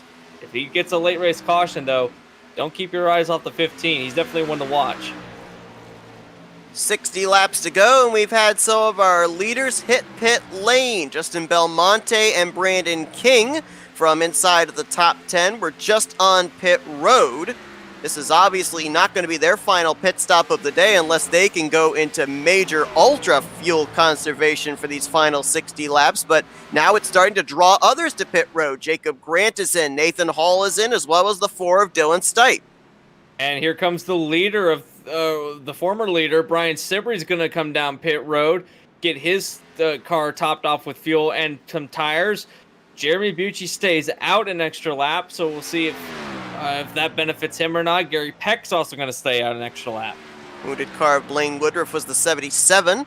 That was ahead of then at the time race leader Brian Sibry. Looks like Travis Daly, Tristan Mayer, David Durand, and Matt Dyer have come to pit road this time, along with the 31 of Gerald Campbell, awaiting the 73 of Bushi, who's coming in this time. And he gets it woed up down to our pit limit of 45 miles an hour and will get on the pit road without lighting up the tires. Good on him, as a lot of these drivers have been able to get onto pit road without any incident. 22 of Gary Peck has also come down pit road, and I do believe that the 72 of Hendry has also come down pit road, so I think those are the last 3 to stay out on this cycle. That is indeed everybody, and if this is the furthest these drivers can go on a tank of fuel, they went 35 laps before coming to pit road. 56 laps left to go, so there is still one more pit stop these drivers are going to have to make. And how about the pit stop for Gerald Campbell? He was able to get out ahead of Brian Sibry, who may have been hit with a penalty. He's coming back down as the 33. I don't want to say it, but he might have gotten a speeding penalty on the way into pit road. He did look a little bit faster than everybody else, and that is a heartbreaker if you're the 33. Did everything perfect up until that point. That's going to be, especially under green, he's going to go a lap down for sure. Jeremy Bushi looks like he will be the race leader when everything cycles around, but by less than a second over Gerald Campbell, who this time around is only 7/10 off the back bumper of the 73. There he is, making the move on Blaine Woodruff, putting him a lap down. And Brian Sibry, actually, I'm not certain that Sibry even got into his pit stall, because he might be actually making a pit stop now. No, this is a penalty that he is sitting on pit road and receiving. So not only having to lose the time coming down pit road, but sits in his pit stall to serve the penalty as well. This could potentially, with how spread out the field is, be taking Brian Sibry out of the conversation for 2 in a row. I'm looking back and seeing what might have happened, and at the commitment line, I think he was just too fast entering pit road. He got hit with a pretty big speeding penalty, so tough break on the part of the 33. He's back onto the racetrack now. He's actually coming through turn 1 and 2 on the apron right now. So, man, just a simple mistake. Otherwise, perfect race for the 33 team, but a simple mistake like that has put him 2 laps down. So, if the yellow comes out, he's only going to get one of those back. So, I'd hate to say it, but unless we get multiple cautions in the late stages of the race, I would dare say that Brian Sibrey might not be walking out of here with the top 10. Spent nearly 45 seconds in his stall serving that penalty, has fallen 2 laps down to now race leader Jeremy Boucher, who looks in his rearview mirror. Gerald Campbell looming large in that 31. Another driver that went rather unorthodox in terms of strategy would be the 8th place running Gary Peck. Everyone came down pit road and took on 4 tires. Peck went with a 2-tire strategy, so a little bit of a gutsy call there with 50 laps to go. If you've got a late race yellow, then that might benefit him. He's got some fresh rubber on, but has saved an extra set of 2 tires that he could use at his disposal. So a little bit more playing room at the end of the race if it does come down to that. Driver that has passed him, in fact, a lot of drivers have passed him. He's very slow as compared to, say, David Durand and Matt Dyer, who looked like they weren't even trying when they passed him, but that could be on the part of strategy. Might be trying to see if he can stretch his fuel long enough to maybe only get to the end of the race with a 1-stop, although I think the drivers only have to make 1 stop regardless, so there might be something a little bit more sinister on the 22 machine that might be slowing him down.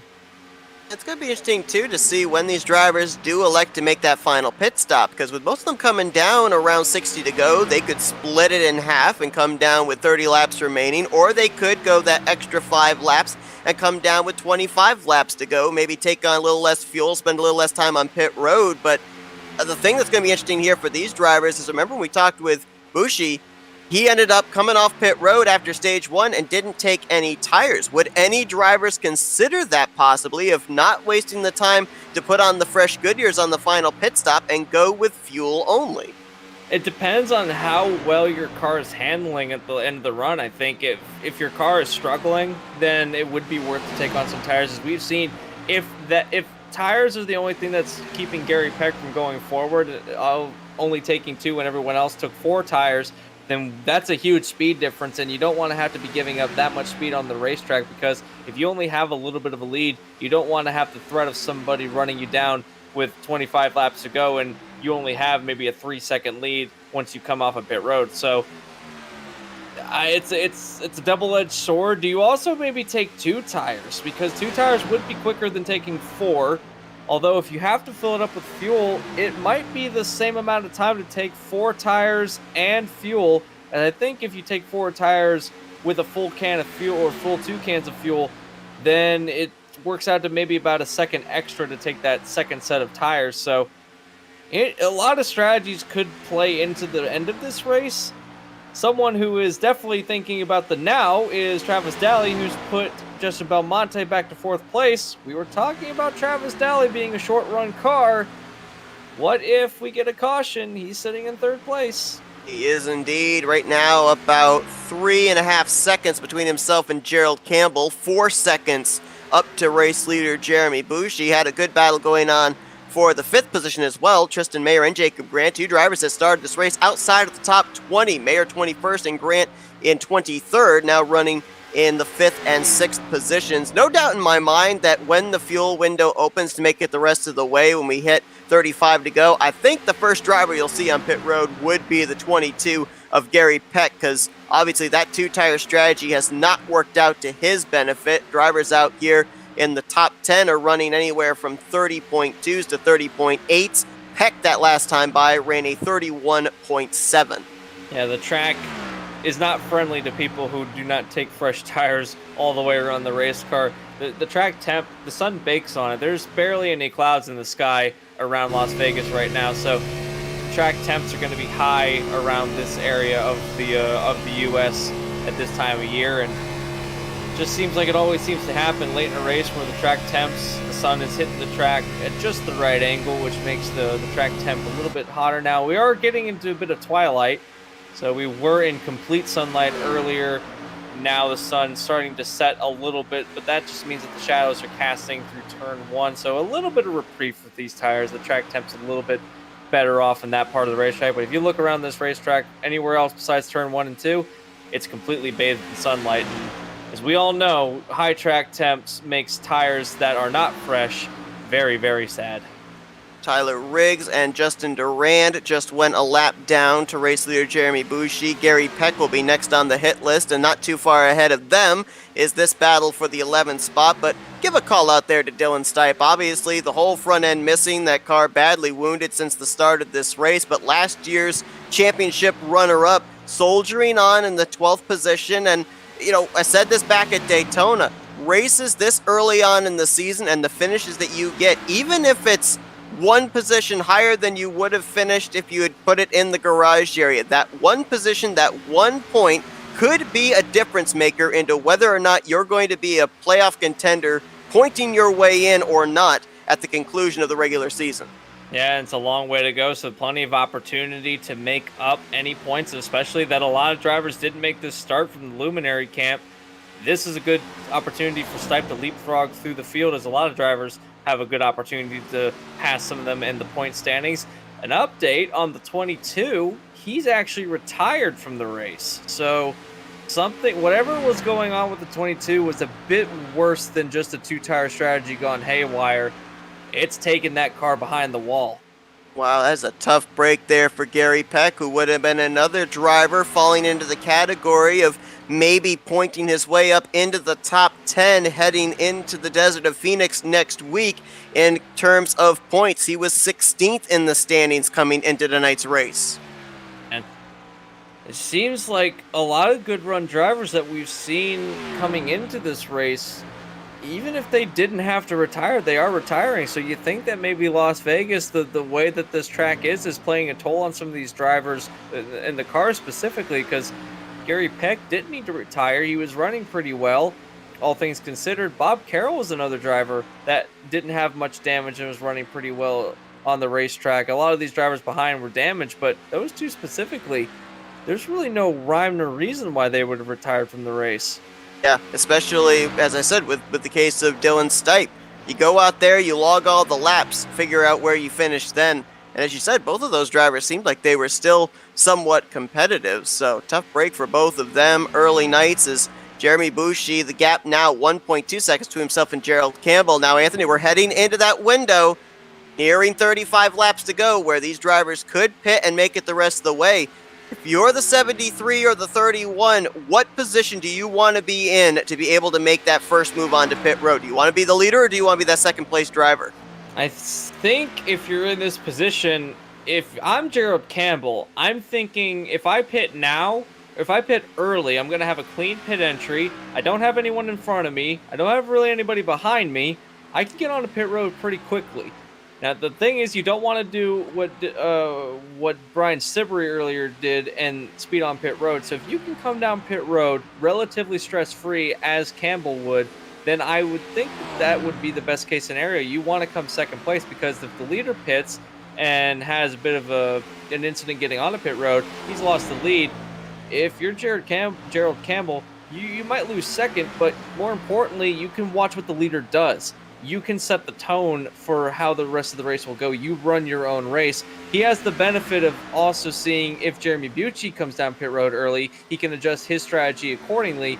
By the time that Boucher is past the threshold for making a pit stop, Campbell could have come down pit road and could have thrown Jeremy Boucher's strategy all out of whack, because maybe he's betting on the fact that Campbell's going to stay out longer than he will. It's just second place in this scenario is perfect because, you know, you can, like I said, you can basically gauge what happens, and, you know, you can always see when the leader comes down and be like, okay, well, I'm going to lead a lap then.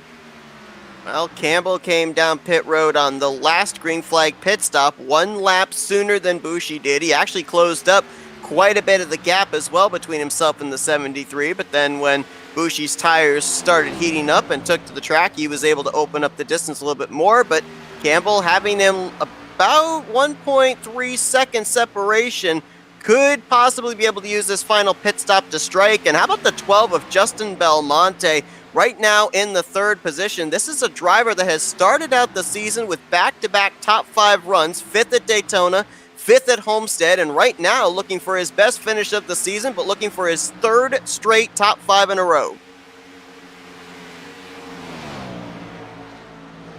Yeah, definitely looking strong on the part of the 12 machine. Had some really good runs so far in the season. It's a young season still. And he's got himself a fast car. If he can get a lucky caution, I want to bet that both him and Travis Daly are on short run strategy cars because they're running similar pace at this stage in the race. And we saw that Belmonte was able to have a rocket on the restart. But solid finishes are what you need in order to make the most out of your season and setting the tone earlier on in the race. We're only on race 3, but setting the tone early is definitely a good way forward for this 12 machine. And back there, Travis Daly also setting the tone for the rest of this race as being a short run car. If they get a caution again, you could set up the final bit of your race for success as well.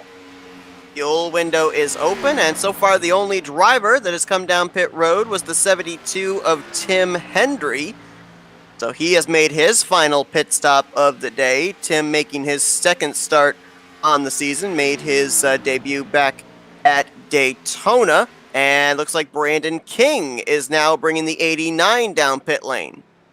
So very early on in the race, this should be the last time we see the 89 on pit road.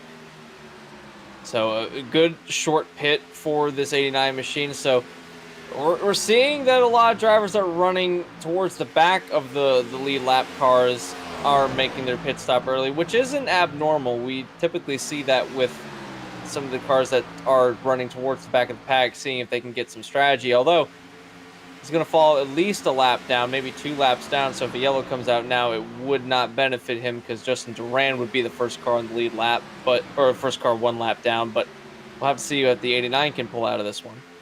These drivers all last pitted around lap 115.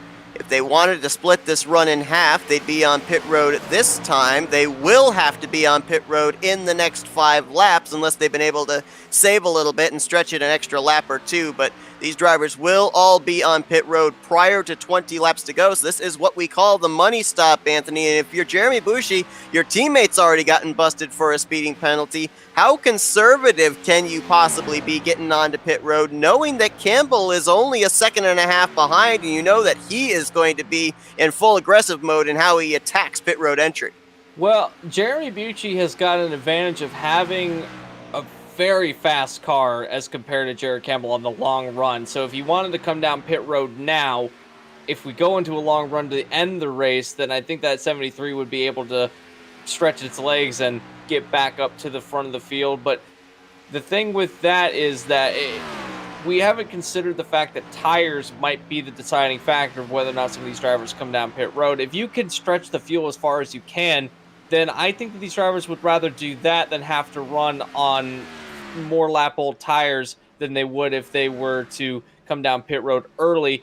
You would have your tires be so worn by the end of the run that it would almost be like skating on ice for some of these drivers. So if you're Jeremy Bucci, I would want to have fresher tires that if I did get into a battle at the end of the race, I have some fresh rubber in order to take the battle to Campbell, Belmonte, or whoever is going to challenge. Speaking of someone who has come down pit road, I think I don't see him up in the top 5 anymore. Where did he go? I'm looking for 15. Where did he go? Yeah, he's on pit road, along with Nathan Hall. So Travis Daly, first driver in the top 5 to kind of throw down the gauntlet. Oh, no, he overshot his pit stall, though. That's going to cost him time.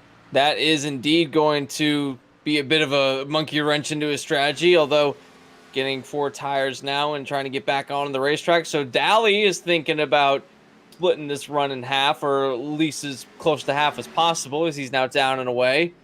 Bucci still not electing to come down pit road this time by. And I don't think that he has any indication of coming down pit road even the next lap. Neither does Campbell, staying out as well. Jacob Grant is in. Lap machine of Tyler Riggs just made a pit stop. Nathan Hall finished up his service. He's down and away. So a couple of more drivers inside of the top 5 and the latter half of the top 10 coming down pit lane as we still wait for the 73 of Bushi who can go another 4 laps should he so choose before coming to pit lane.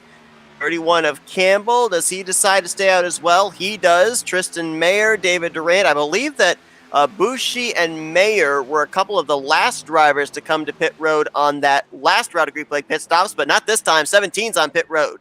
Yeah, thinking that now is the time for the 17 is gotten it down to 45, and I don't want to say it now, but that looked about as fast as Sibrey was earlier, so that 17 might be coming back down pit road again. Maybe not, though. He might have been able to get it just under 45 by the time he got to the commitment line, but it's going to be 4 tires and fuel for the 17. This should be the last time we see Mayer on pit road. Tristan Mayer got his first top 10 of the season last week, 10th place at Homestead. And Campbell is in, so he's going to be on pit road at least 1 lap before Jeremy Bushi. We'll see if that 1 lap is going to translate into Campbell maybe cycling around as the race leader. It's all going to be about execution for both of these drivers. Matt Dyer in this lap as well. So Dyer comes in behind Campbell. David Durand is staying out in the 24 still.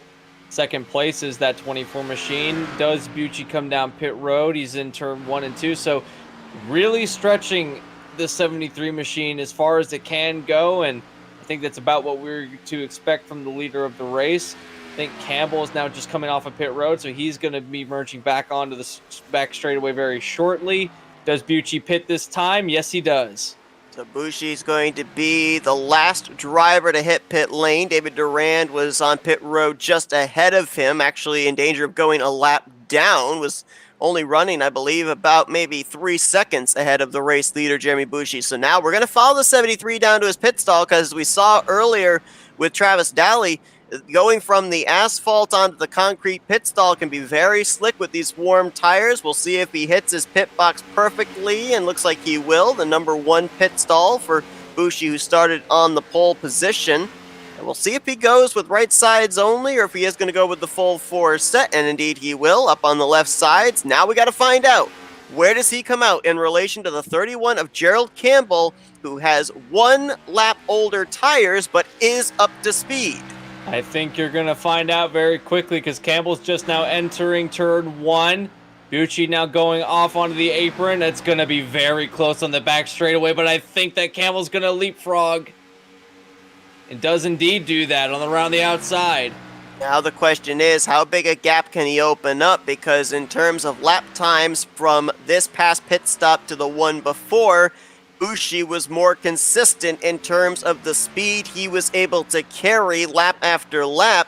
The gap is going to be about 1.7 seconds roughly between the two of them, with 20 laps to go. Well, that worked a treat for Jared Campbell. The second place was able to set the tone between the top 2. That extra lap that he had with fresh tires certainly made the difference. There was only about 1.5 seconds separating them when they came onto pit road, or Campbell came onto pit road. Now it's 1.5 seconds the other way, and although Bucci is closing in, that gap was about 1.6, maybe 1.7 earlier. It's now down to 1.4 and closing. Bucci's got a much faster car at this stage of the race. However, can Campbell keep in front with the amount of laps they've got left? We'll have to wait and see. That last time by, Bushi was 1/10 quicker, and if he continues to run that pace, he will be on the back bumper of this 31, somewhere in the maybe 7 to 10 laps to go range. There you see both of them in the same shot. Justin Belmonte's going to cycle into third, but he's got his hands full with his teammate Travis Daly, and only 2 drivers came into tonight's event scoring top 5s in the first 2 races this season. Brian Sibrey was 1. He finds himself 2 laps down in 15th. Belmonte was the other one. He's the only driver that's got a shot of having top 5 finishes in the first 3 races this season. And doing a pretty good job of it as well, as he's put Daly back to 4th place and now trying to open up a gap between himself and Travis Daly. So good consistency on the part of the 12 machine, and he hasn't been able to get a stage win to my knowledge or win a race so far, but that consistency will translate over into the later portion of the season, like we've been mentioning. If he can get 1 win, he has the potential of being a pretty high seed once they get into the playoffs, and this momentum can carry over into the races upcoming, then we're going to a bunch of tracks that he might be favored to win at. Jeremy Bushi on board with the 73, closing up the gap. It is now half a second between himself and Gerald Campbell. That 73 is coming, and he's coming with a lot of speed. I'm not even sure the best blocking skills out of Gerald Campbell can keep this 73 at bay. And bear in mind, it's been a great points night already for Bushi. He was the winner of Stage 1. He finished second in Stage 2. He's looking to get his first win of the season, and this is a driver that's fourth in points, only 25 points out of the points lead. So look out, we might be looking at our points leader going to Phoenix next week. Certainly within a good shot of taking the points lead. If he can indeed get this win, I think he might also be up for the leader of the most laps this race, all said and done. So has been a very successful evening for this 73 team, and that's going to be a huge momentum shift going into Phoenix next week. So momentum shifts can happen quite regularly, and right now we're seeing a pretty big one on the part of the 73 camp. We're going to go coast to coast after starting this race from the inside of the front row, and if he is able to succeed in going to victory lane, it would be the first Toyota win on the year, as so far Chevrolet has been a perfect 2 for 2 in trips to victory lane here in Season 2. There you see the gap visibly between those two machines, about 4 car lengths. It transfers to about 4/10, and it continues to close as we also close in on 10 laps to go. Getting very close to crunch time for a lot of these drivers, and if you're Jeremy Bushi, how much do you push before you absolutely have to? Once he catches Campbell, that's only half the battle. He's got to be able to pass Campbell. So when Campbell puts on a block, he's been able to do that very well throughout the race. And we've seen side-by-side battles between these two drivers. He's trying to break the draft here, going to the inside of the racetrack, down on the apron. If Bucci catches, not really an if, it's when Bucci catches, and it might be sooner rather than later, sucking up right to the back end of the 31. Here comes the battle for the lead. To the inside, 73 goes to on the 31. Do we have a new leader at the exit of 4? I think right there it was a case of Campbell just trying to hold on until the 73 got to him. You didn't even see an attempt to block Jeremy Bushi. Campbell realizing that he was caught and there was nothing he was going to be able to do. Now he's just going to have to hope the 73 makes a mistake, as it's going to be 11 laps to the checkers. Campbell puts the pressure back again, though, right up to the left rear quarter panel. That was a little close for comfort off of 2. Oh, does he push him going into turn 3? He thought about it, but backs off the throttle, and I think this is working out a treat for Campbell, because now he's in the draft of the 73. That might have been the difference in how Bucci was able to pass him so easily. He had such a run off the draft of the 31, but now that momentum has shifted to Campbell. So continuing to have a battle, and this battle I don't think is going to go away. Campbell might be saving some of his tires for the end of the race. We might go green all the way to the end as we're just inside 10 laps to go. Campbell's a smart driver. When we saw him get back to the bumper of the 73, it made me wonder if maybe he was saving his stuff, allowing the 73 to reel him in, use up his stuff while trying to get back to the front, and then Campbell would counter with the tires he had conserved. But right there, you're starting to see the gap open up, so it might actually be the former rather than the latter. That 73 is just too strong, and if you're Jeremy Bushi right now, knowing how good a short-run car drivers like Belmonte and Travis Daly have, who right now are 3rd and 15th, more than 10 seconds back, the last thing you want to do is come off turn 4, look up in that flag stand, and see the yellow flag in the flagman's hand. Absolutely, especially because you've got drivers like Justin Belmonte and Tristan Mayer, who are more of a short-run setup on their cars that would benefit from that. They would be able to have that last set of tires they could throw on their car and then rock it to the front of the field, while these two drivers up front are set for the long run. So you definitely don't want to have to see that flagman raise the yellow, although with the amount of cars running on the track right now, more or less unlikely at this point unless someone has a major accident. That 31 machine of Campbell keeps pushing up the track through turn 3 and 4. I'm almost wondering if he has used up his stuff already. The run here for Tristan Mayer coming down to the closing stage. He just got around Travis Daly a couple of laps ago to move up to 4th. Had the pressure put on Justin Belmonte for 3rd, and that battle may not be going away in these final 7 laps. Great performance for him today, and he's kind of this season been a back to the front kind of guy. Started last week in the 31st position and finished 10th. Started 21st here today and right now running in 4th position. So he's had to pass a lot of cars to get to where he is. He's definitely gone the right direction. He has had some help due to some incidences early on in the race, but for the most part, has made a lot of these passes on the racetrack. So that number 17 Roush machine has gotten some speed underneath its hood, and right now trying to pass Justin Belmonte for a podium spot. So, you know, we might not see the last of this machine throughout the race, and Belmonte is trying to get a top 3, make it a top 5 sweep for that team still. It's keeping the 17 at bay for the most part. Impressive runs here tonight as well for Brandon King after he got involved in an incident that gave him damage. A 3-wide battle for the lead sent him down onto the apron into turn 1. He was able to save it. He's holding down 6th place. And how about Tim Henry?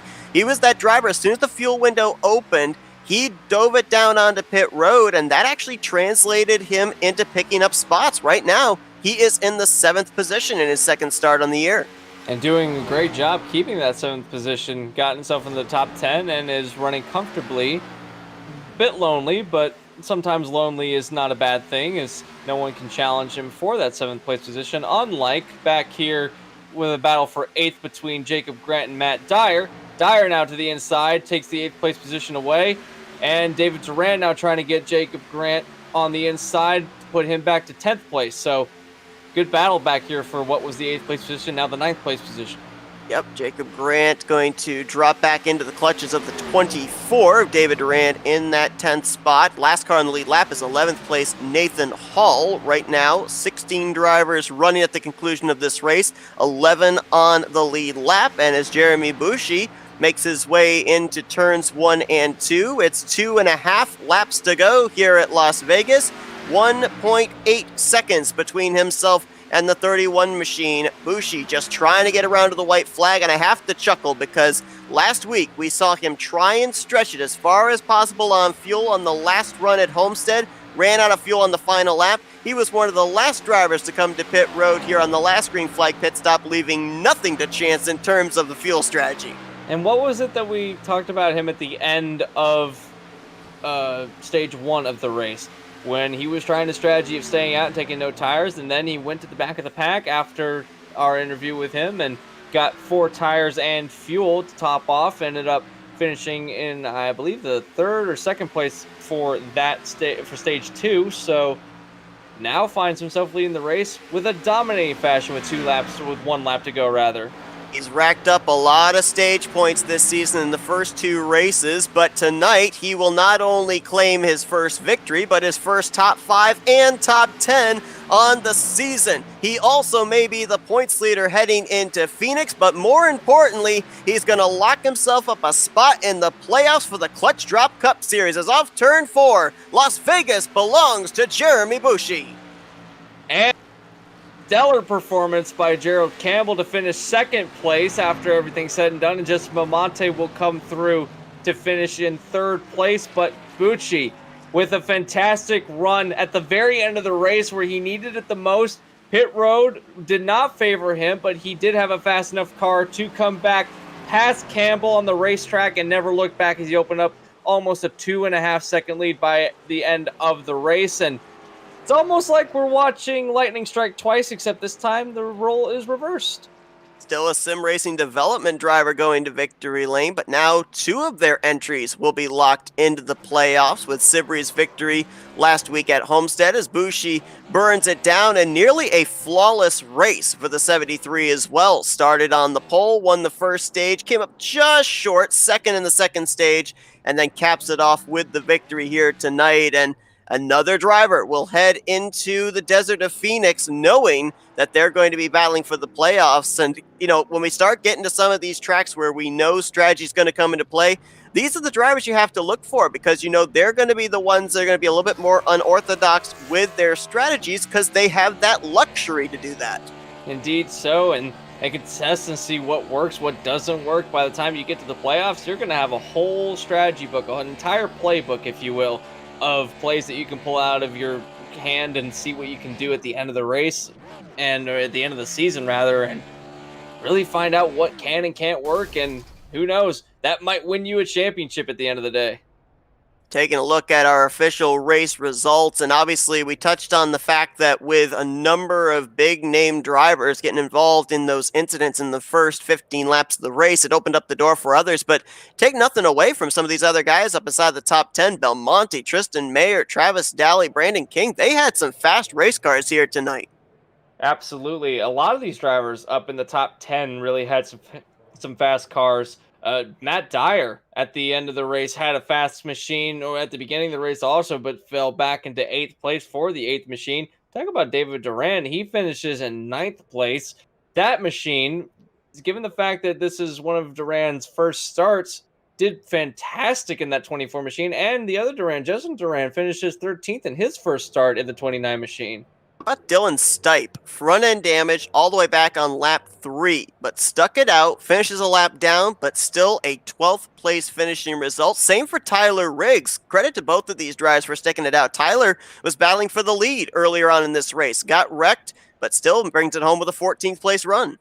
And the biggest heartbreak tonight is definitely going to be on the part of Brian Siberry. Was leading the race, came down pit road under green, got hit with a speeding penalty that sent him back to the back of the lead lap, and then further beyond that, got him sent 2 laps down, finishes the day in 15th, although pretty good salvage for what could have been much, much worse for the 33 team.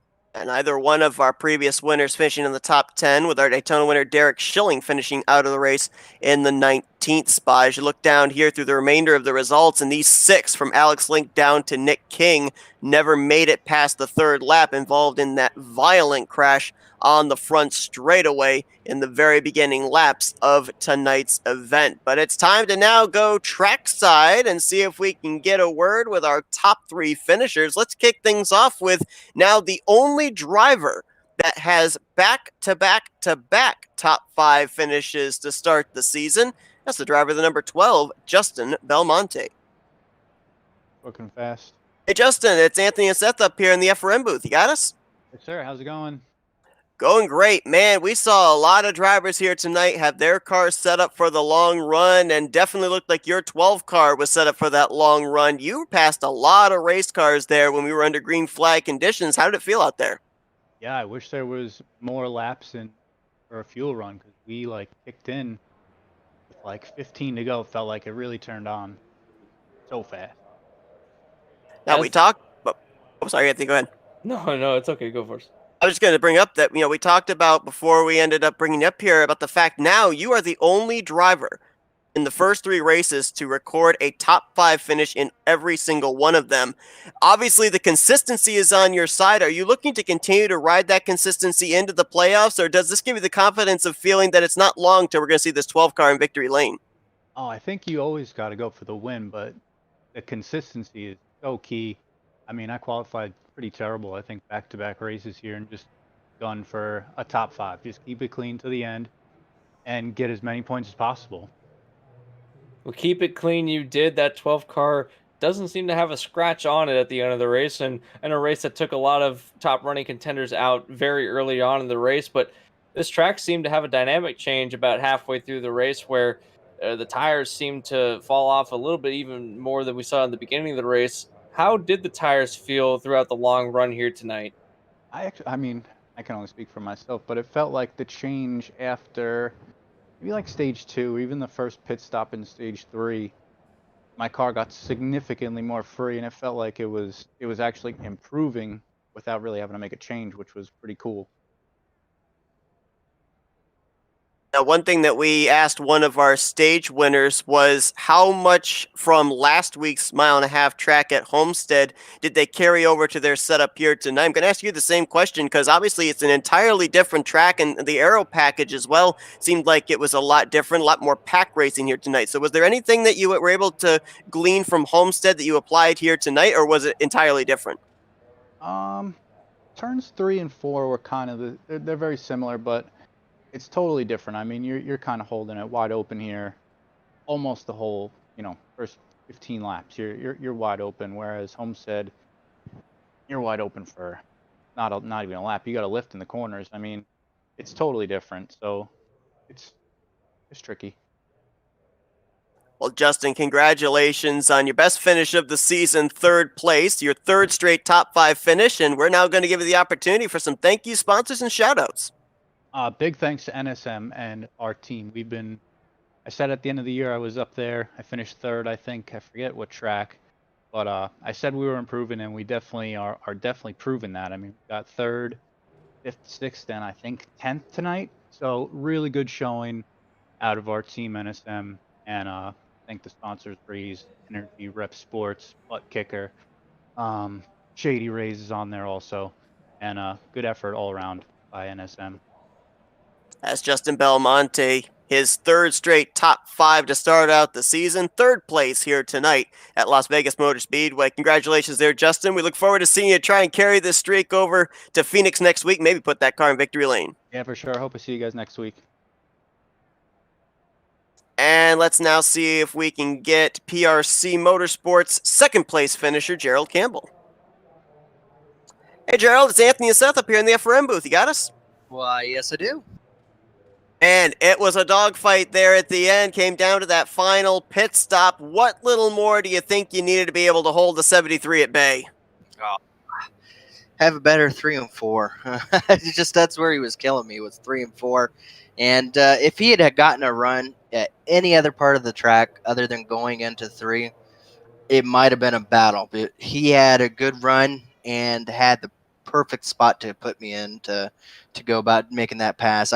He probably would have passed me eventually, but I would have made it a little bit more exciting than just that, because you know my MO. I like to make things exciting and race really hard, no matter what. Go 3 wide, don't matter. I'll do it just to have some more things for you guys to talk about. So yeah, I disappointed that I didn't get to battle him more. I really don't think I had anything to beat him, but man, he just made it look too easy, and I don't like making things look easy. So, yeah, that's about it. Maybe had a little bit better turning for 3 and 4. 1 and 2, I was really good. So we'll just have to try to go on to the next one, I guess.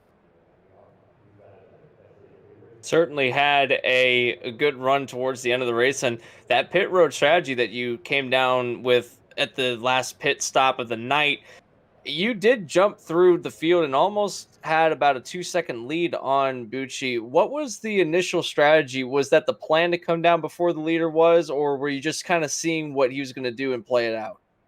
A little bit of both. I mean, we were already only on fumes at the end anyhow. I pitted 1 lap earlier than I probably would have if I stretched it all the way out my gas. He somehow had speed and better gas mileage. So go figure. He just had the all-around better car at the end of it. His strategy was just go all the way to the end, which is what I would have done as the leader. So my strategy was, well, if I'm going to have to pit, he's already 2 seconds ahead of me going into it. I'll need 2 laps to jump back in front of him. My strategy was to become the immovable rock if I could, and just get in front of him. But it just didn't.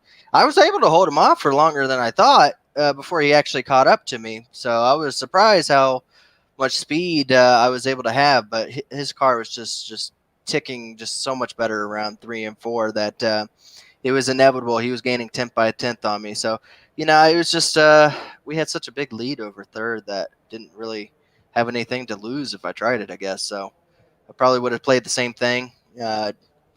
Maybe just, I don't know, figured something out, I guess, if I had another shot at it. But it is what it is. Happy with a second. As we know, your MO, Gerald, is to go out there, try and win the race or make it exciting. And we saw that the second half of this race, the tempo was kind of set by the carnage we saw in the first 15 laps of this event. I want to go back to lap 3 because you had that slide on the apron of turn 4, which may have actually saved you from getting involved in that front straightaway wreck. But how does an incident like that kind of make you kind of go in the mindset of, maybe I need to back off just a little bit here because things are getting awfully racy. We're close quarter racing, pack racing. I want to make sure this thing's in one piece on the final lap. I don't know if you saw, I went immediately down pit road and started doing some wedges. I'm like, that's a little too loose for me. Just all through the night was just trying to play to where the car was. The car was really good on a long run, but to get there, to have the turn where you had to be loose in the beginning, and you just couldn't go full throttle with how loose it was. That first part of the stint where I got loose was I was pushing it way too hard, and I learned from that. didn't nearly get into the gas that hard. Let a few cars go by in the beginning of the runs, and then just gain them on the long run, because, like I said, the car was loose enough on the long run that I could make these long drives to where I was still beating them. So it was just how the setup was. It was we did back it off because definitely needed to have a car to finish. So definitely at the end of the races was tighter than we would have probably wanted it, because we had to tighten it up for the beginning if I still wanted to have a car pointing straight in the beginning of the run. So it is what it is. So just glad I didn't tear it up there, I guess. Well, Gerald, we say that if you're going to make good finishes, better do it early portion of the season where you gain the max points and you gain the max points positions. This second place finish tonight should very well put you, if not in, at least in the vicinity of the playoffs. So congratulations on that. Your second top 10 finish of the season and first top 5. We're going to give you the opportunity now for some thank you sponsors and shout outs. I don't race for points. I always, my ammo, man. I always tell you guys, I go out for a win and a good time, and good time usually means hard racing. So makes it more fun for you guys, I guess. So yeah, I'd like to thank PRC. We worked on the setup for all day essentially, and Riggs, really, I feel bad for him. Got spun on leading the race. I would have loved to have been able to have him up there to help me with trying to deal with the 73, but. We'll come back for the next one. So PRC, I'd like to thank them. Diecast dude on the hood. Thanks to the VFW. I always say thanks to the VFW. It's Veterans of Foreign Wars. Go out and thank a vet for their service. And other than that, you guys do a wonderful job. Can't wait to go back and watch it. And hopefully people were sitting up to watch that race. That's Gerald Campbell, second place here tonight, Las Vegas Motor Speedway. Congratulations on a great run there, Gerald. We look forward to seeing you carry this momentum into the desert of Phoenix next week. Boom, let's go. And now down to victory lane we go to talk with tonight's race winner, Jeremy Bushi. Hey, Jeremy, it's Anthony and Seth up here in the FRM booth. You got us? Yes, sir. I got you. Man, we saw that car was on rails tonight. You almost went for the trifecta. You won the first stage, you came up second, almost won the second stage, and then you close it out with a victory. But that car looked dominant tonight. Was it as easy as it looked, or were there some aspects of this track or your car that you were fighting with? Oh, yeah, honestly, the car was pretty good. I did a good job staying ahead of it and adjusting for the track, and it was honestly a little bit of a breeze. I didn't have any handling issues at all. The only thing that I did have is I pushed the limit on tape quite a bit and ended up running 290 a few times on oil temperature, which is a little bit high, but we ended up getting it home, so it doesn't matter. You certainly had a fast car all night long, and back to earlier on the race where you made that last minute audible to come down pit road and put tires on it and went all the way back to the lead lap pack. It certainly didn't seem to hurt you as you were able to slice your way through the field. How was your car handling all night long? Because it seemed like you could put that car wherever you wanted to and it would do whatever it was told to do. It was good. Put a lot of practice in, especially on the shorter fuel load, making sure the car was adjusted for it, and it just shows. You put the time in and typically you end up somewhere good. So that's all I can say. Now, Jeremy, I got to ask you here because based off of what we saw last week, you tried to stretch the fuel there at Homestead. You came up just about maybe half a lap short, had to be pushed across the start-finish line. We saw here tonight, when it came to that final pit stop, you were one of the last ones to come down pit road. Were you not leaving it to chance of running out of fuel this time? Yeah, my biggest fear was not so much fuel, but I didn't want a caution to come out and not have 10 laps on my last set of tires because, like always, our team tries to balance strategies. So we had one driver with an extra set of tires. So if we had a caution in that last 20 laps, he probably would have had it with ease. Now, Jeremy, obviously, we know that with this victory, it locks you into the playoffs, gives you the opportunity to be a little bit more unorthodox with strategies here in the future. We've got Phoenix coming up next week. What's the confidence level going into there? We'll see. Phoenix isn't notoriously bad for me, but it also isn't notoriously good. I found something here in turns 1 and 2 that really helped my car out long run. So I don't think I'll repeat this good of a performance for a long time.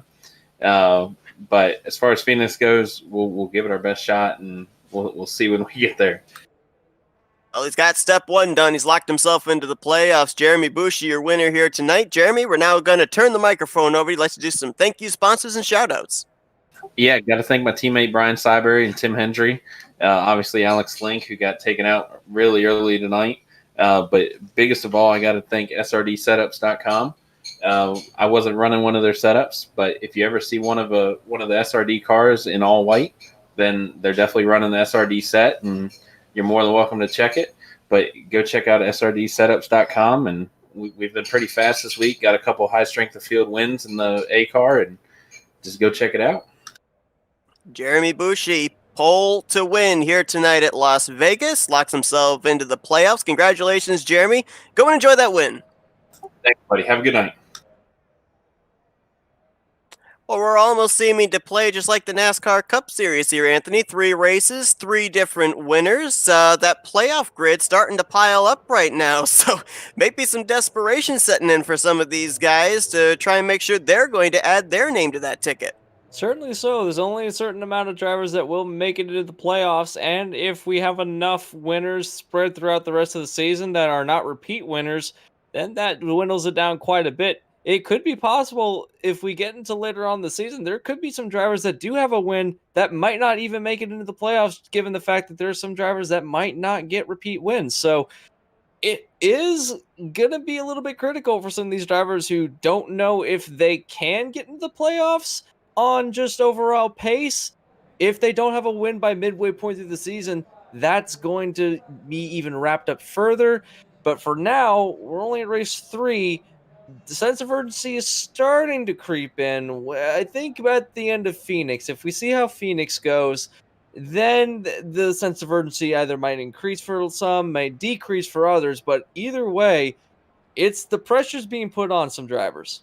Let's talk about Phoenix. I mean, we saw the drivers here tonight willing to use the apron on the front straightaway. The Phoenix we're going to next week is going to have that dog leg, that very, very wide apron for these drivers to be able to utilize.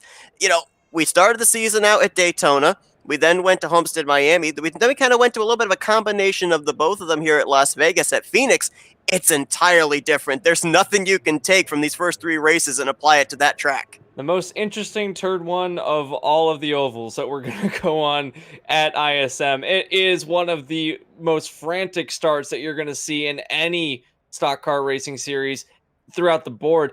ISM provides some of the most fantastic passing opportunities on starts and restarts, given the fact that you can go 7 wide with ease around the first lap. Now, bear in mind that you still have a turn you have to get through, but even then, you can get on the apron. It's about the same amount of banking as on the turn. So if you really feel froggy enough, you can go all the way to the inside wall of the racetrack. There's no grass, nothing that stop you from using every inch of that racetrack. No doubt it's going to play its part into this season. Will it give us our 4th straight different winner, or will we see one of our 3 previous winners be able to be the first multi-time winner on the season and gain some more playoff points when we get to the end of the regular season? Only time will tell, but Las Vegas is in the books. Jeremy Bushi is your victor. He's locked into a playoff position, and Anthony, a lot of early carnage, but it led to some green flag pit stops and some strategy at the end. Appreciate you joining me in the booth tonight for this one. It was a fun one. Always fun to come in and do Clutch Drop with you, and I hope we get to do more of these. Absolutely. Thanks, everybody, for tuning in tonight. We hope you guys enjoyed our coverage. Again, next week, these drivers continue the West Coast sweep as we're going to be heading down to Phoenix, Arizona, Phoenix International Raceway for race number 4, Green Flag, scheduled to fly next Sunday night at 9 p.m. Eastern Standard Time. For one final time, for Anthony McCurry, I'm Seth Cole. Enjoy the rest of your Sunday night as you've been watching another broadcast courtesy of the Flatout Racing Network. This broadcast is the copyrighted work of Flatout Racing Network and may not be rebroadcast, retranslated, or used in any form without the express written consent of Flatout Racing Network and iRacing.com Motorsports Simulations. Flatout Racing Network would like to thank you for your support, and we hope you enjoyed tonight's broadcast.